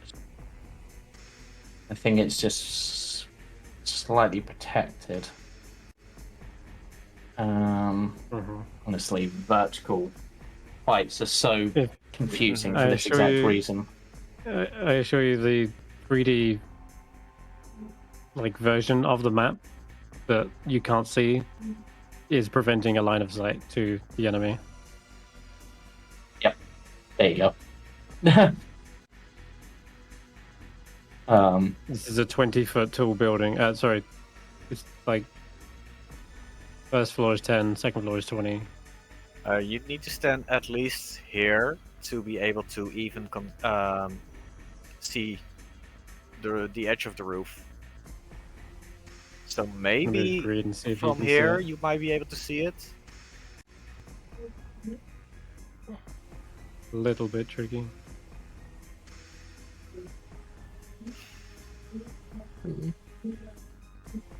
You're free to rule otherwise, of course, James, but... Yeah, I'm kind of fine with it. It's one of the issues and one of the advantages it has of being up there, but obviously it doesn't have an option for range, really, as it starts throwing tiles at people.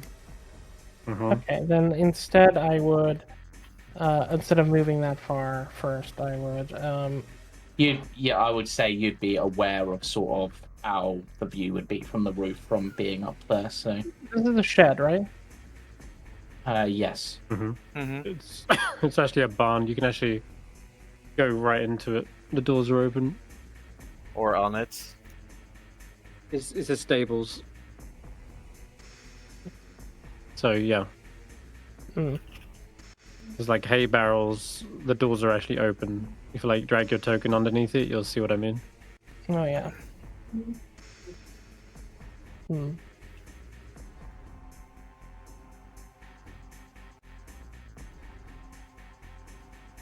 I should have done So it's ensnared by Misha. Yep.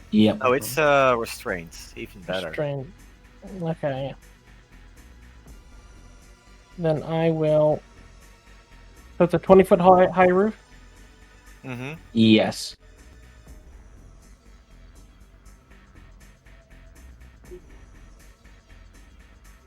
I will of course. jump up through the roof. Okay, I think that works. Because it spends 10 foot of movement.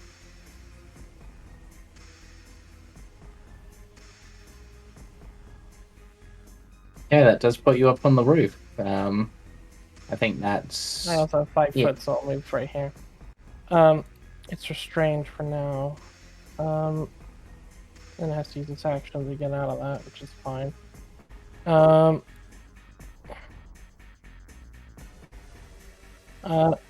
I will...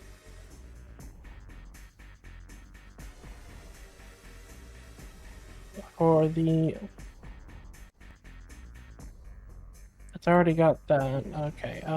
Also punctured it as well. Yep. I will use another free use of my hunters because that's fine. Since I only have used 2. And that'll be the end of my turn. Yeah, so, okay, so the vampire spawn wriggles against the vines, unable to at the moment break free because it's an end of turn thing. Mm-hmm. But what it's going to do is I'm going to give it an improvised weapon attack, which makes sense. It can't do a lot, but it can potentially do this. It's not going to do much and probably not be... Are you throwing tiles? Yes. Yes, I am. As they are restrained, that will be with disadvantage. Yep, but they literally can't do anything else, which is kind of An issue. yeah. So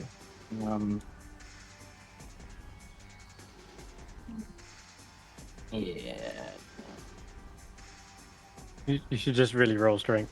You don't even need to. You don't need to make an attack on the sheet. Just roll strength and then roll a d4. If they're going to throw it, wouldn't it be a dex check? Throw can be strength or Oh. There's a 15 hit. Who? You. Yes, it does. Okay, so I'm currently on a AC of 7. Yes. Let me just double check the rules for guys.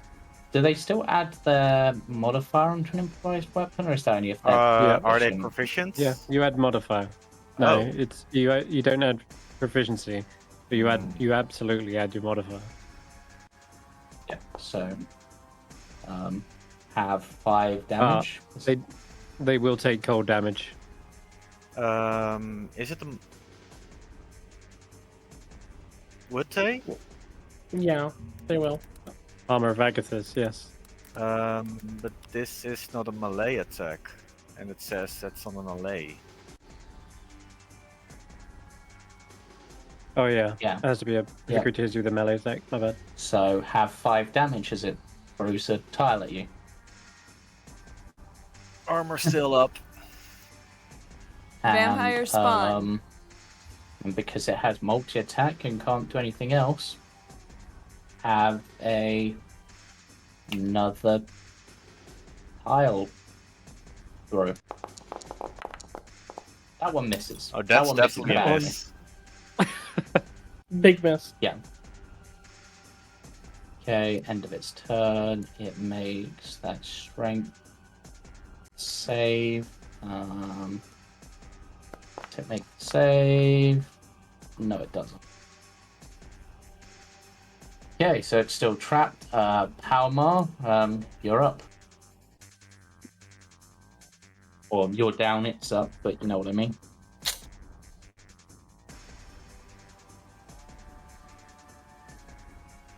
I'll point out where it is to everyone down below as well, for those who want to know. Oh, I did gave Octavian instructions to where to move it, yeah. Yeah, that's true. Okay. Look at this funny spot. Alright. Can I go and pick up one of those crates and then move back, and then I'm just going to launch it in the rough direction that I'm told? Oh no.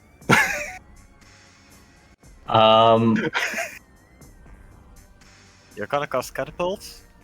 Nope. No. Oh, you're gonna He's throw raging. I'm a very very angry. Okay, I'm Dragonborn. good. So this is going to be at disadvantage because it's an attack. More than happy with that, because I'm blindly throwing. And also, technically, this is a weapon, so it's also a disadvantage for you. Yep. So just give me a strength check at disadvantage, and we'll see if you hit. It'd be flat. It's restrained. Plus Palmar's it's raging. restrained. Yeah, that's true. So roll. So flat roll, strength attack. Does my advantage on strength check come into play? Yeah, It basically is making it flat. Okay. So it's a flat roll.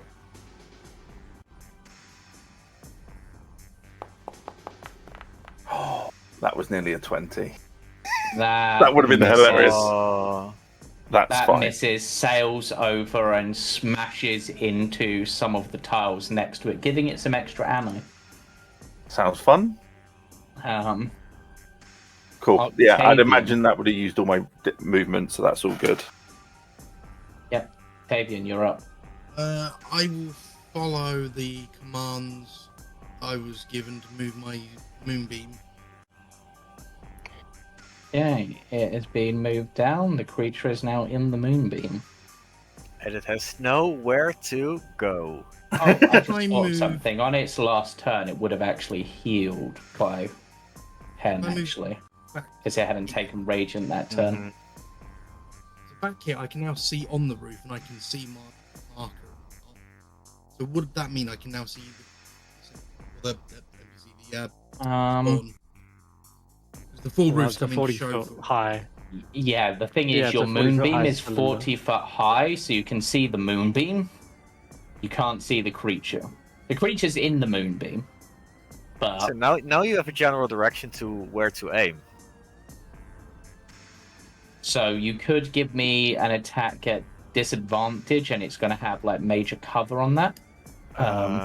But that's gonna be flat because Well- it's restrained.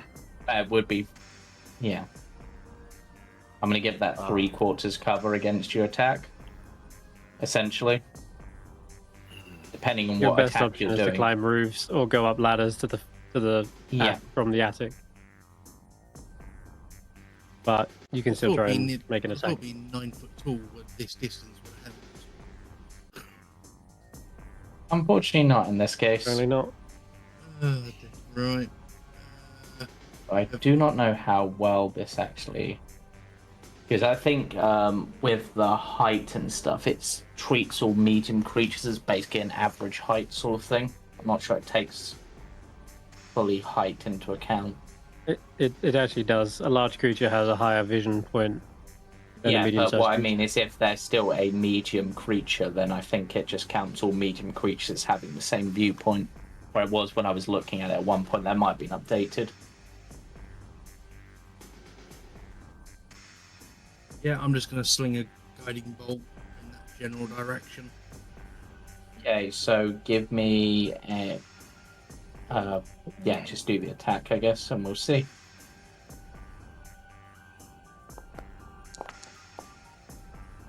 That is... I don't know why it's targeting. because That's you the still last got them creature you had targeted. targeted. God damn it! Sorry.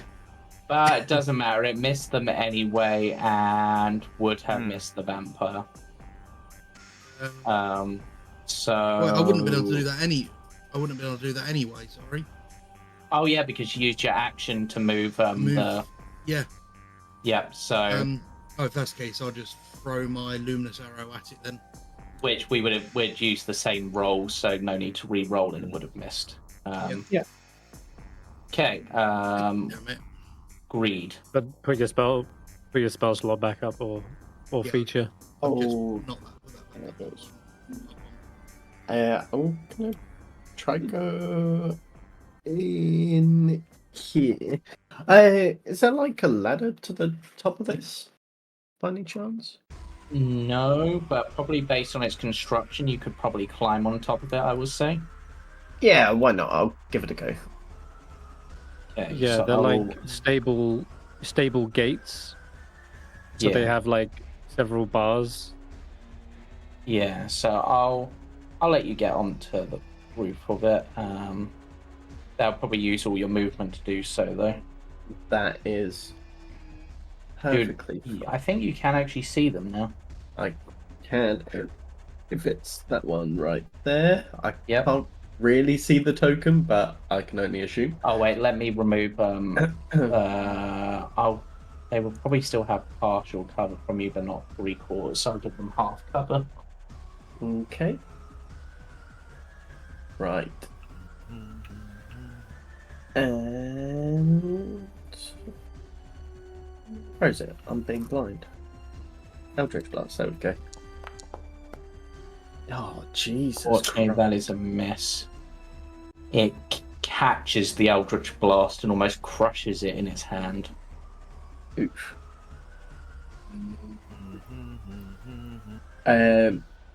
How far away is it from me? From where you are, like 10 foot up and like 50 foot away or something like that. 40 foot and then 10 foot up, and Pythagoras is probably like 50 feet, something like that. 50 if you look feet. in the macro folder, there is a macro called distance. Yeah. Drag it onto your hotbar, select your token, and then select it, and then click the. Well, I macro. mean, I can also do the thingy tool, but yeah, Yeah, it's but all that fine. doesn't take into It account. does. It's probably not that much of a difference. It's all good. It's 41 feet away. Yeah, that's all fine. I am going to end my turn there. Okay. That Misha, your turn.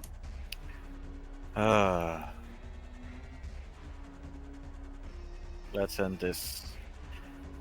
I will flail them. Let me take off its cover from you. There you go. I did not roll correctly.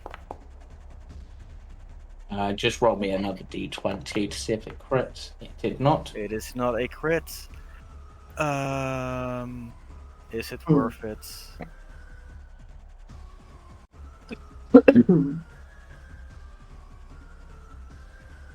Can I use my bonus action to shove it prone? No, wait. Yeah, never mind. I will take a step back. Okay. Guess it would still get. Were you right next to it when you swung? Because it's a flail. It's my flail. I need to be right Yes. next to it. Does restrain Yes, prevent reaction? He can No. stay. He can take a reaction. Yeah, so I will have it swing at you with its claws. Thank God for it having disadvantage. Also, But you know cross what? armor if I get this. It does. You Yeah, fell I'm into gonna- my trap. Yeah. You activated. Yeah. And Does it I wanna- believe this was worth it. It could have I grappled you. recall lay on hands is a bonus action for the new rules. I believe so. It might be. Yep, says bonus action on your sheet. So In that case, I will use 7 points of lay on hands to be at full health again. okay. Maybe is marked, but then I can do anything. Then then I can do anything. Sigma, you're up. Okay.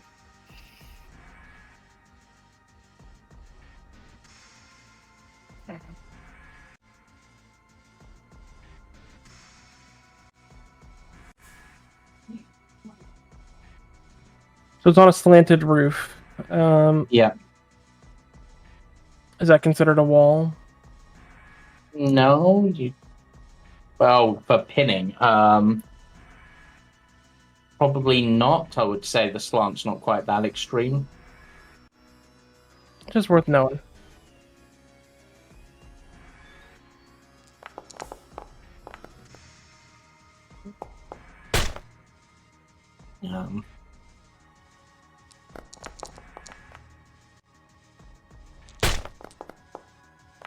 Yeah. Okay. Several blows, one including a crit, but this thing is still standing and still looks fairly strong. I will use the rest of my movement to back up again.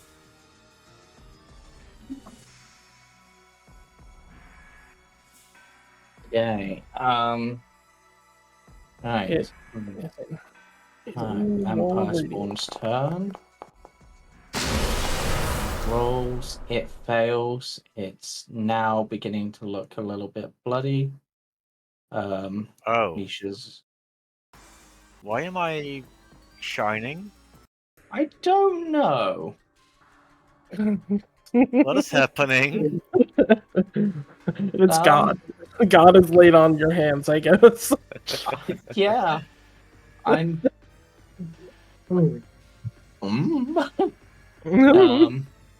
At this point, I've got The no founder clue. bless you, my son. As it You're not Lucian. Who are you? attempts to throw a tile at you again, Misha. Disadvantage. Yep, disadvantage. I will re-roll. Okay, never mind. I'll take the first one. Yep. Have you met 6 damage? Okay, apply damage. And then it will go for its second pile through. That's still a hit. Another 7 damage. One moment. Yep. And then at the end of its turn, it will make its strength save to try to break free. I Ooh, believe so that close. is still a fail. Yeah, but so close. It teetered on that 15. Palmar, you are up.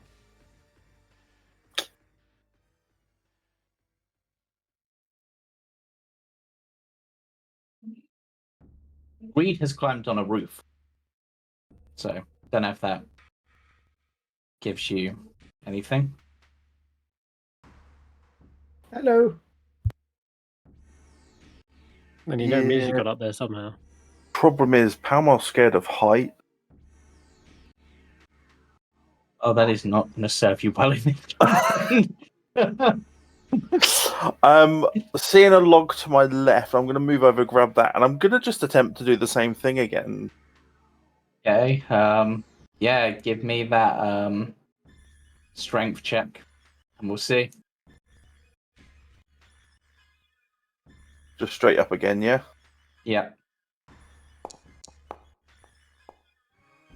15? That, if it wasn't for the fact that it has cover, would have hit. That's okay. That's fine. You're getting closer. It's all good. Oh, yeah, it's a straight roll.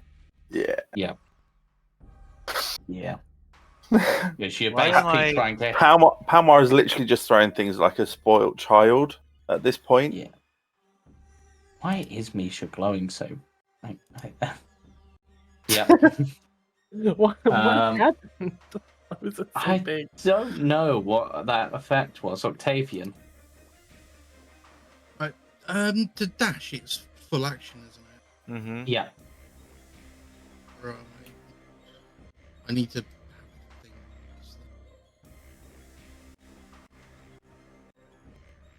Is that an action to do that? I'm trying to remember. It's an action to wild shape, isn't it? I Mhm. believe so. Yeah, Yes, unless you're a it moon is. druid. Oh, okay, yeah. Damn it. I had a thought, but it's not really going. You're thinking like move into like a spider or something. Giant wolf spider's got 40-foot movement, Yeah. but it's still not going to get me onto the roof. No. You could get onto Big. this roof. How big are giant wolf spiders, James? Medium creatures, I believe. Mm-hmm. I have an idea, and I don't think Palmar's going. You might Are you going to have Palmar throw you onto the roof? Yes. do it. Yeah. So, although if I'm doing that, I'd probably go for a smaller spider. So it's easier for him to throw rather than throwing a medium creature. Yeah. Oh, dear. So yeah, I am going to wild shape into a spider. Okay. I'll go next to Um, Palmar and tell him what I'm going to do, and wild shaping spider on his hand. Okay. Wild shape then.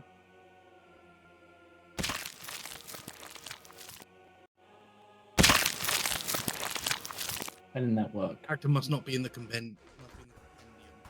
Uh, It keeps doing this. yeah, it's because not every monster has been imported. Let me try the other version. The spider's in there twice. No, I don't have missions. I don't have missions. Okay. Yeah. I can't believe I was they muted just- for that. Oh no. As soon as Oh, you said no. spider, I was just like, oh no. Oh, I'll no. just merge Oh them away quick. no. There you go. Saving throw. Hmm. Apparently, I need a saving throw, James. Ignore it, yeah. Alright. And yeah, I will wait for Palmar to launch me. Could I use a reaction to do it? DM. Oh, it forced the. I'm going to say no in this case. That's fine. Who did I lose? I heard of someone drop off. Who did we lose? Who left? Speak up. It wasn't Chris, which is what I thought it was a moment. Which worried me for a second. Signal.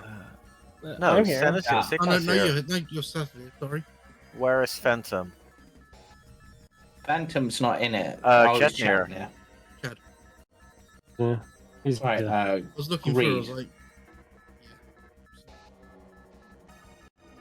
This I isn't don't a know, very Greed. nice place, Skeller Chad. We should get going. I don't know how Greed Uh. responds to spiders, but he's just seen Octavian turn into a spider on Palmar's hand. The little Chilicera on their front looks like a little mustache. As long as you keep it away from me, then everything's going to be all fine. You know how I feel about spiders, Palmar. it does have the mustache on his. I am not even going to get close enough to see it. The little front legs that are like the little mouths, those are called Chilicera. Yeah, that's where the mustache is. And over each eye is the outline of a monocle. Yep.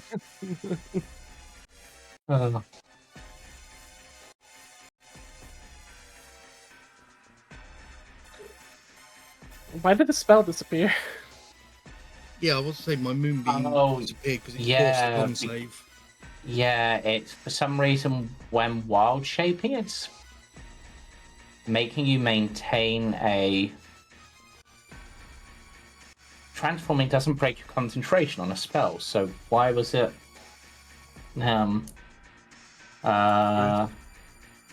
Yeah, moonbeam's there. I'm not sure why that's doing that. My guess is it's done it because it's changed your HP, which has then prompted it because you've transformed to a creature with lower HP, I would assume. Yes. That it's treated as you taking fixed. damage. Move along. Alright, Greed, what are you doing? Well, I've got decent eyes from up here, so I'm just going to take another shot. Yep. But make sure this thing fucking dies. Oh no, we've just rested. No, I'm going to keep on. Never mind, ignore You me. haven't actually rested, Oh, we your haven't. long rest was interrupted. Oh, okay, that's all fine. In that case, I'm going to hex it. And I'm going to. Ooh.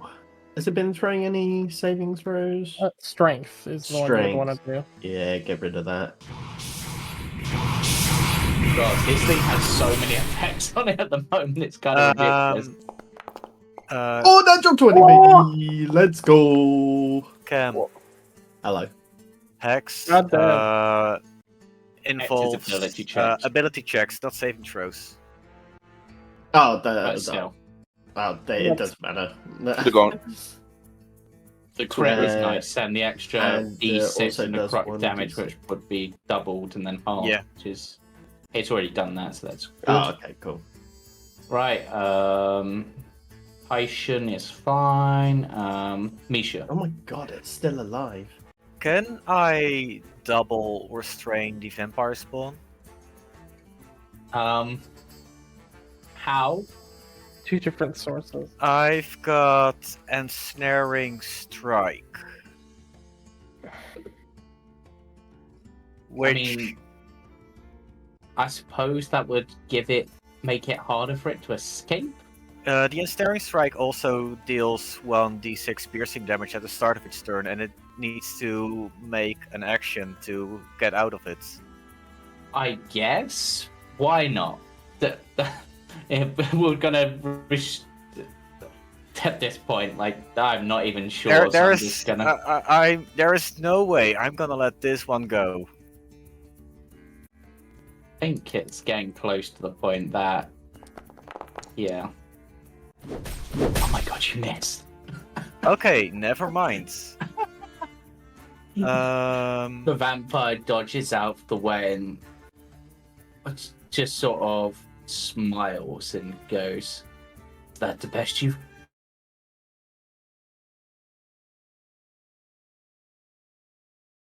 One stuck in brambles in the moonlight.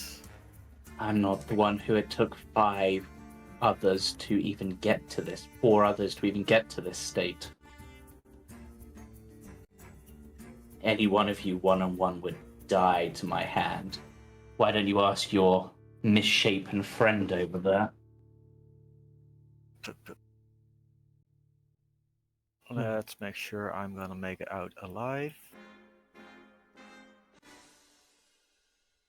I'm gonna spend the last of my lay on hand charges. Okay, and then you're gonna move away, right? Yeah. Okay, let's see if it lets you. Nope, it's not gonna do the damage to you this time. Oh, it does. No, it's Why not not? gonna do the damage to you. Oh, fuck. It grabs hold of you instead. Okay. Let's see.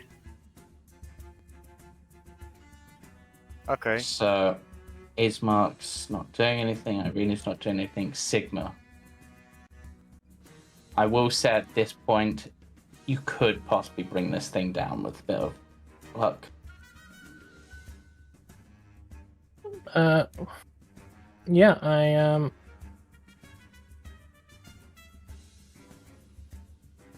I will.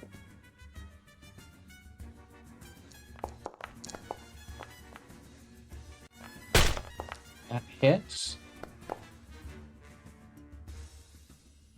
Still standing. That hits. Still standing.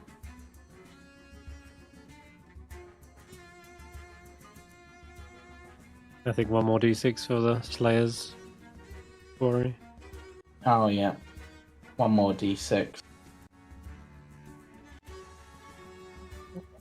I need to actually check that with the Slayer's Prey. Is that what type of damage is that? Of the It's weapon a type, weapon. So that would still be half. Okay, so right, and that's everything for your turn. Yeah, for now. Okay, still standing amazingly. Here comes the moonbeam. Here comes the Yeah. moonbeam. Here comes Moonbeam the is- sun. It's a No, good roll. That's it gone. No. Oh Oh my god. No. He's on 1 HP. But it's restrained still. Mm-hmm. Yeah, So it can't actually. but it can do this. It's gonna kill me. Oh. It didn't kill you, and unfortunately, it didn't get a lot of HP back from that.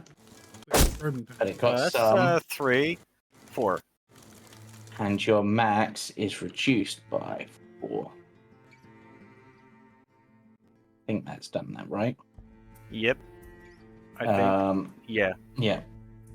Okay. And that is one of its attacks.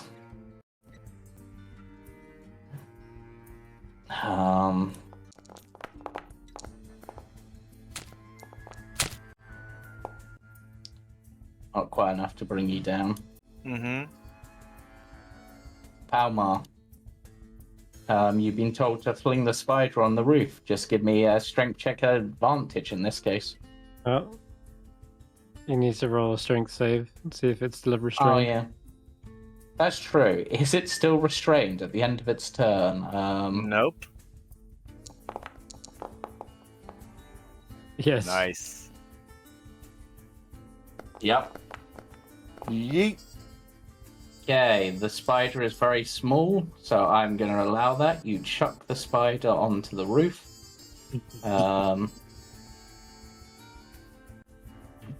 If it had been a little bit higher, I would have... it just gets on the edge. If it had been a bit higher, I was potentially going to allow you to land it on its face. Burned by your own No fun. moonbeam. We've just dropped. I don't care. I would have dropped the spider form. Spider Octavian. Yes. So I am going to go 5, 10. Actually, no, I'm going to go over to here. I've forgotten. I just realised you can still use. Can you still use? You can still It's use fairy your form. Yeah. Yep. You can still use all this Yeah. fairy farm stuff because I can still cast spells as well. Mm-hmm. Wait, no. No. If I You drop, can't if cast. I drop the No. form as a If bonus, you drop, Oh, yeah. which but then I you am wouldn't be going- able to use. But then you wouldn't be able to use your luminous arrows. That's also a bonus. Hmm, The same. And this thing is incredibly weak to the point that literally, if you can hit it with that, you're probably gonna bring it on. Just gonna say. just because it's going to be funny to do that. And you've got advantage, so My starry wisp. sorry, form luminous arrow. Got it. Yep, I found it. They didn't roll an advantage, but that is the finishing blow from the tiny little spider. Why is everything? I don't know. Why Everything. You were did you targeting target yourself. I don't know. I don't know what's going on anymore. Oh. I think maybe anyway, and with that, this creature crumbles to death in the moonlight, and the combat comes to an end. And yeah, I your will party One moment. face their first encounter with a vampire spawn. Nice. I'll get rid of my moonbeam now. I will go pick up Spider Octavian off the floor. Yeah, you've just seen this little spider with a moustache and basically be thrown onto the roof and fire off a beam of light bigger than it, shooting a hole through the vampire's heart before it dissolves in the moonlight. I lean down and pick it up with my weird monster hands. Yeah, that's fine. I'm just gonna chill. Mhm. Sort of run up onto like Sigma's shoulder. All right, what you guys want to do now? Can I gather the ashes? Sure. We reconvene I'm not in sure what the for, front but I room. believe we can use these in concoctions. Yep. I mean, who knows? Perhaps they might be part of. Give me a survival check just to see how much you can sweep up, because obviously it's on the roof, in the tiles, etc., and there's wind and stuff. So just give me a survival check. Palmar, help me down. It's very windy. You can get maybe a tenth of a vial. Can I guidance? Sure. No, because you're spider. No. I don't make sounds. Damn it. And I'm not close enough to. Yeah. So, yeah, you I'll- guys feel free to do what you want at this point. I'll yell to Greed and Palmar. We meet in the front room. Front room. Okay. Wait. The entrance. The foyer. Foyer. And I'll carry Octavian to the foyer. I can either climb down the side of the wall or I can go through the window. I don't care. Spider climb, so I'm good. first. Hold on. Okay, you're which way? That way. But yeah, I'll carry Octavian. I close the window. Or First time I've walked when upstairs. Octavian gets in, I close the window. So let me in first. I've got little legs. Mm-hmm.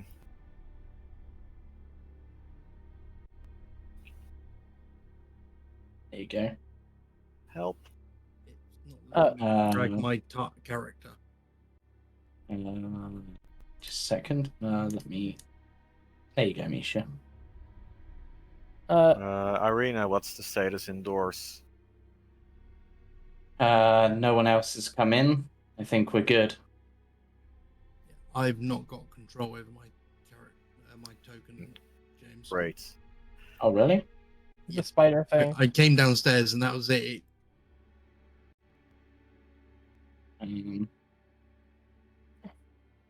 Should be fine now, I think.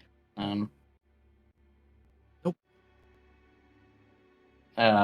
Doesn't really matter at this point. I think it's more just an RP thing before you guys go to. Oh, I'm over here. I'm seeing myself like 3 times. Only 3 times? We'll refresh your. It's working now. Sorted. Okay. Sorry. For some reason, I was over here on a chair. That's odd.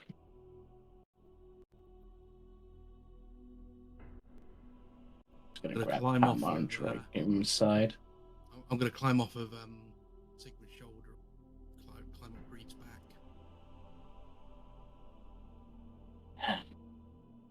Right. While this is all going on, I would have started smashing up some of the crates. Yeah. And trying to reboard windows. Yeah. Okay. Yeah. We can definitely. That is something you can definitely do. I'll just. I'm not even going to make you roll for that. Like that's something Palmar would definitely be able to do. So. Sigma sort of, as thinking over the voice that he had heard before all this, and he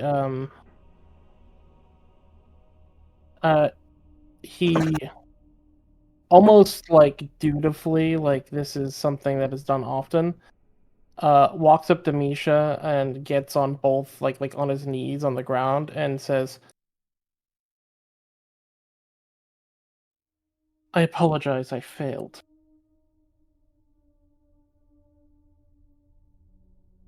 What? How did you fail? You were fighting that vampire spawn on your own for at least half the combat.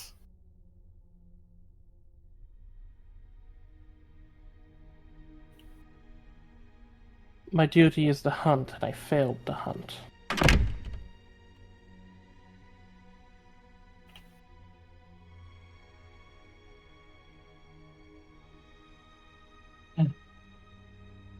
Now. Sigma will hold up a dagger in both of his hands up to Misha, as if there's an expectation that Misha will take it.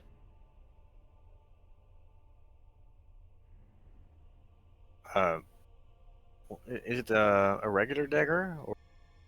Yeah, it's a dagger. It is. I would say it is a medical dagger. It is the kind of dagger that a doctor would use to. Yes. Almost like a scalpel.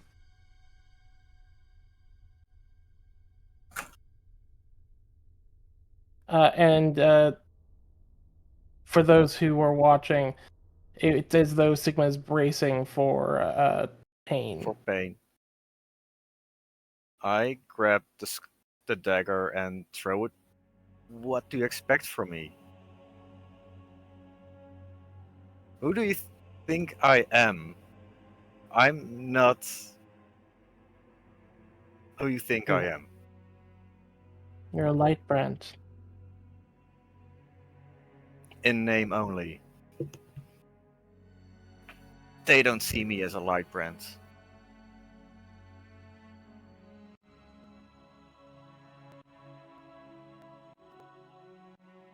In their eyes, I'm only a failure.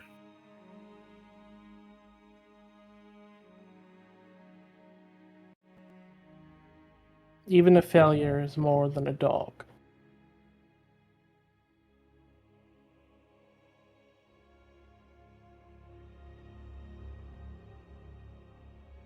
At least they think a dog is useful.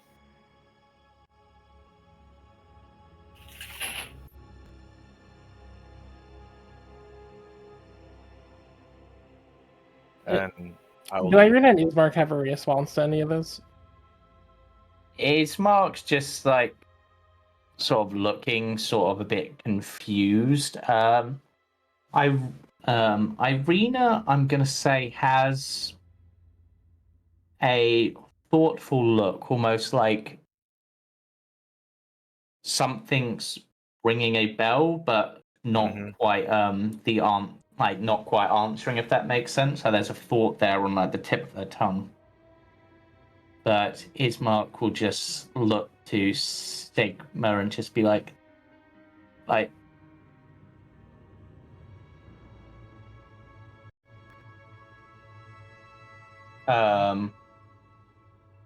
listen, I can't claim to know what's going on with you and the other one. Like, it's not really my business, but what I can say is, you can't consider this a failure. Yes, maybe, as you said, you were trained or designed to hunt or whatever, and you say you're a dog. Well, hey, a good hunting dog is part of a pack. It helps weaken the prey for the rest of the hunters to get the blow. If anything, it was more of a failure to go alone without any backup.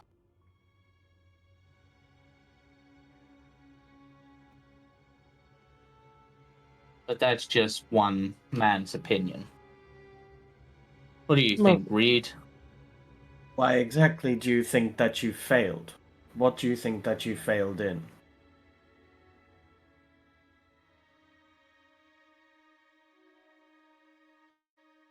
I failed to win the hunt. And that changes what? You're just going to stop being a hunter? Stop something you've trained, by the looks of it, most of your life for, because you lost one hunt? No. So what is it then? Why the doom and gloom?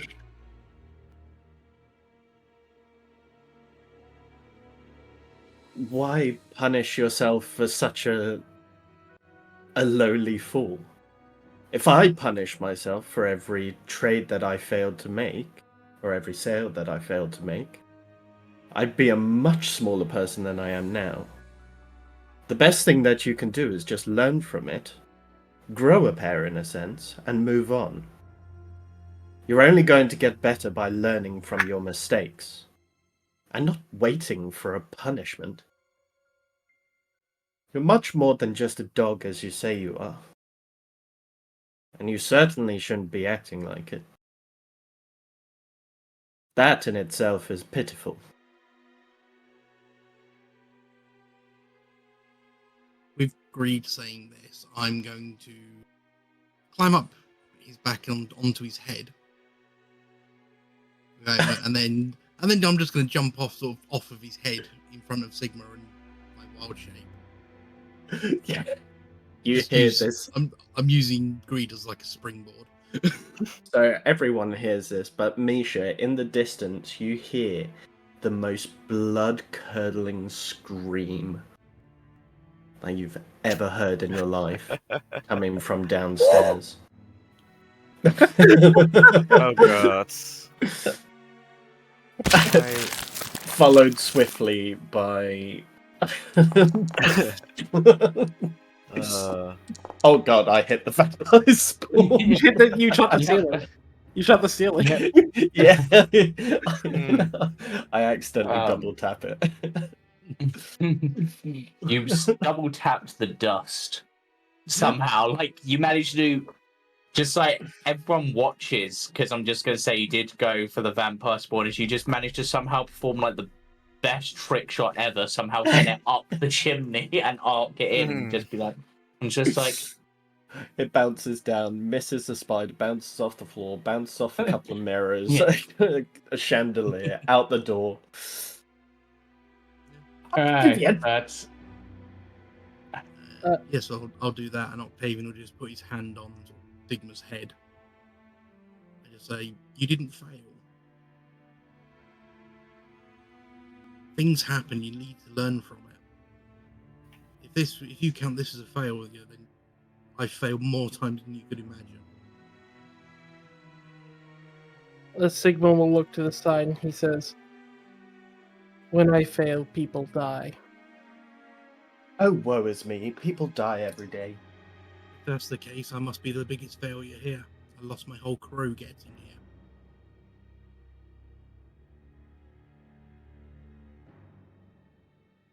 I sort of keep my hand sort of on his head, on Sigma's head, and just sort of almost like sort of ruffle like the mane of hair. Yeah, So it's fine to fail, as long as you learn from it and get back up. We're all alive. We're here.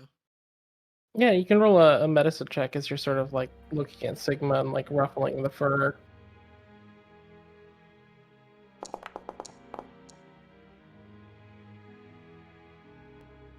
pretty good.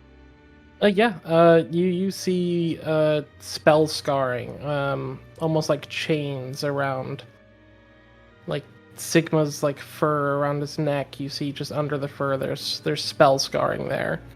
Something that would only happen if a spell was repeatedly done over and over. He won't mention it as far as he's concerned. It's something that Sigma will mention when they want to.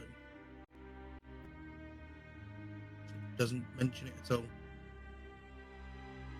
He's just Octavian's very much in parent mode at the moment, tries like as if he's trying to comfort one of his children.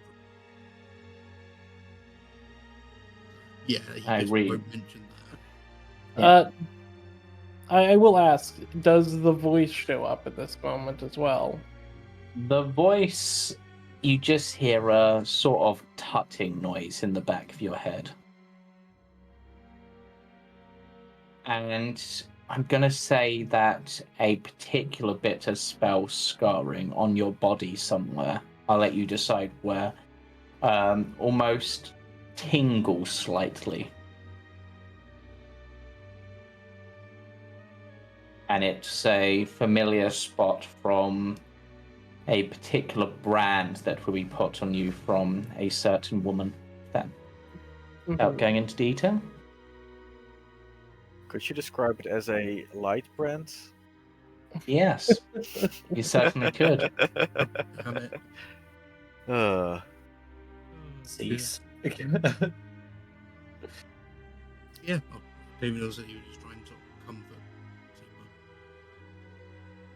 Sigma. As that sort of twinge, Sigma will stand up, and because the dagger was thrown across the floor, he's going to go up and pick it up. And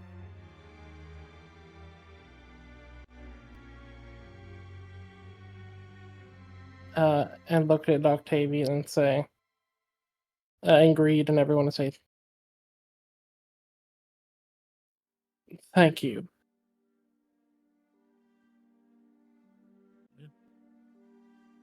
Not a problem at all. Just as long as you stop this moping, then it's fine. Yes. I can't stand it when you're sad. Octavian just look over his shoulder and go, "Sorry about the spider thing, by the way." Next time you do it, and I'll get Palmar to crush you. Yeah. It'd be interesting to see because I revert back to my main form when that happens. Yeah.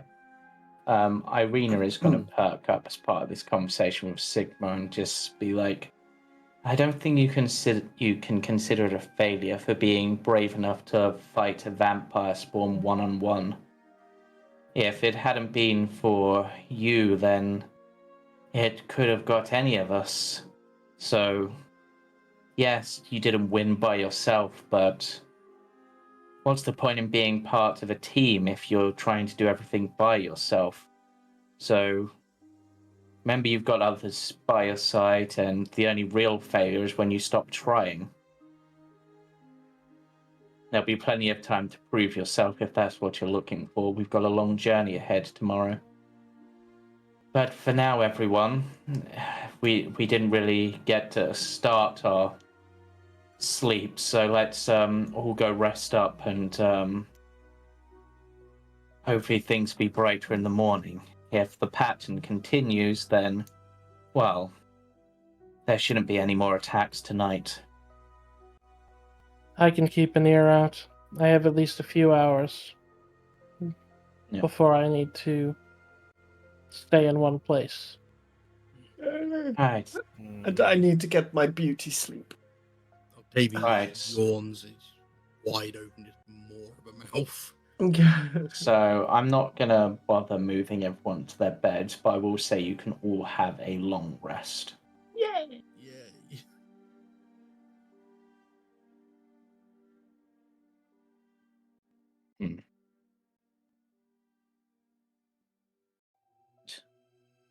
I'm also going there to goes say... my exhaustion. Yeah, I'm also going to say at this point, purely because I've got to be up early tomorrow, and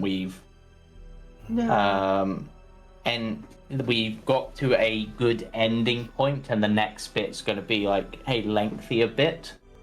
I think we're going to end there for this week. I was not expecting that combat to take the whole session, but I hope you guys enjoyed it.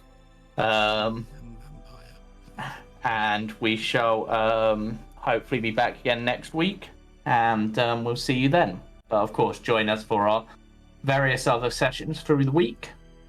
Bye for now. Bye-bye. Bye. Hey. Bye. Bye. Bye.